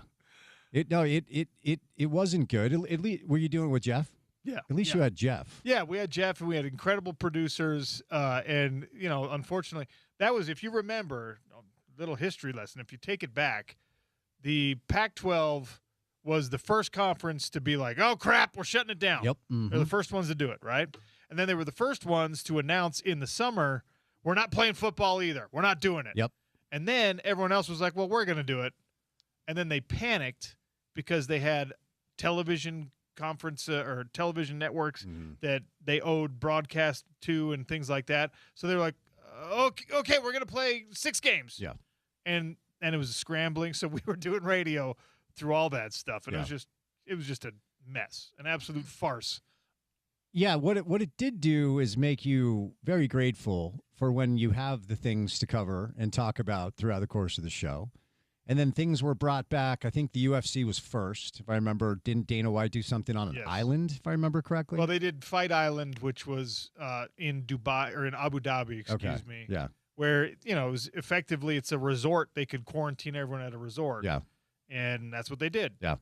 And, they just set a model that some other people tried to follow. The NBA tried their bubble thing down in Orlando and whatnot. Yeah. So, it was what an odd time that was in the world. Yeah, it feels like both yesterday and 25 years ago. The weirdest part about it for me was how different it was. Like Utah was kind of middle of the road with its restrictions, right? California, you couldn't leave your house. Right. So like Italy, you literally couldn't walk your dog. I went my coach, Jeremy Horn, who you've met. Yep. Jeremy got an offer to do like a fundraising event where they were bringing all the old legends from the Quad Cities in Iowa back. Okay. Where it's like the birthplace of American MMA for those who were uninitiated. And his old coach was going to do a charity boxing match, and they wanted Jeremy to do it, and they wanted all the old Militich Fighting Systems guys to come back and do this. Yeah. And he's just like, hey, I got offered a boxing match. You want to come corner me for this boxing match? And I was like, yeah, cool. I got family in Iowa. Maybe I'll find a way to go see my grandpa, whatever. Spence, this was when you were waiting in line at Trader Joe's with a mask on. Yeah. 6 feet apart. We landed in Iowa. All that was still the thing in the airport because federal regulation. As soon as you walked out of the airport, everyone's like, take off your mask. That crap doesn't work here. In Iowa? In Iowa. Huh. I went to it was effectively a boxing match at like a county fair. Huh. Spence, there were no people distancing, wearing masks. This was July of 2020. This was the height of the pandemic. My 88-year-old grandfather at the time was like, hey, come visit me at the old folks home. I'm like, I'm not going to come there, Grandpa. Yeah. I'll stand out of your window. He's like, dude, I'm 90 years old. If COVID's going to get me, it's fine. Yeah. All the old people there were like waving at me. Hey, welcome. Hello. See you. It was crazy. Yeah. I have a picture because you just sparked a memory. I have a picture because my grandfather was aging and not well at that time, and he was in a home. And I have a picture I had super long hair. It was really weird. I had a man bun. Sometimes I let it down. It was an interesting look. The guy that cuts my hair shut his place down. It was kind of long. I was like, whatever, grow it out. I have a picture. I'm wearing a beanie. I have this long blonde hair flowing out of the beanie.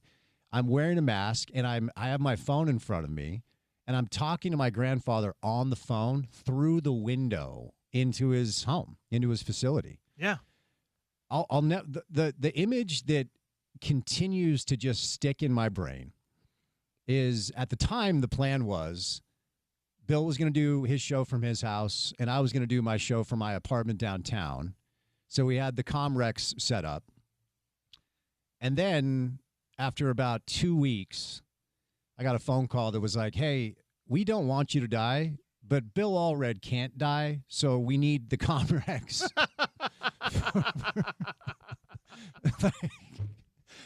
They didn't say that, but that was the message. Yeah. I was like, oh, I get it. Okay, fine. So I agree. And at the time, my producer was Brady, and then he was a COVID casualty, didn't die, just got fired.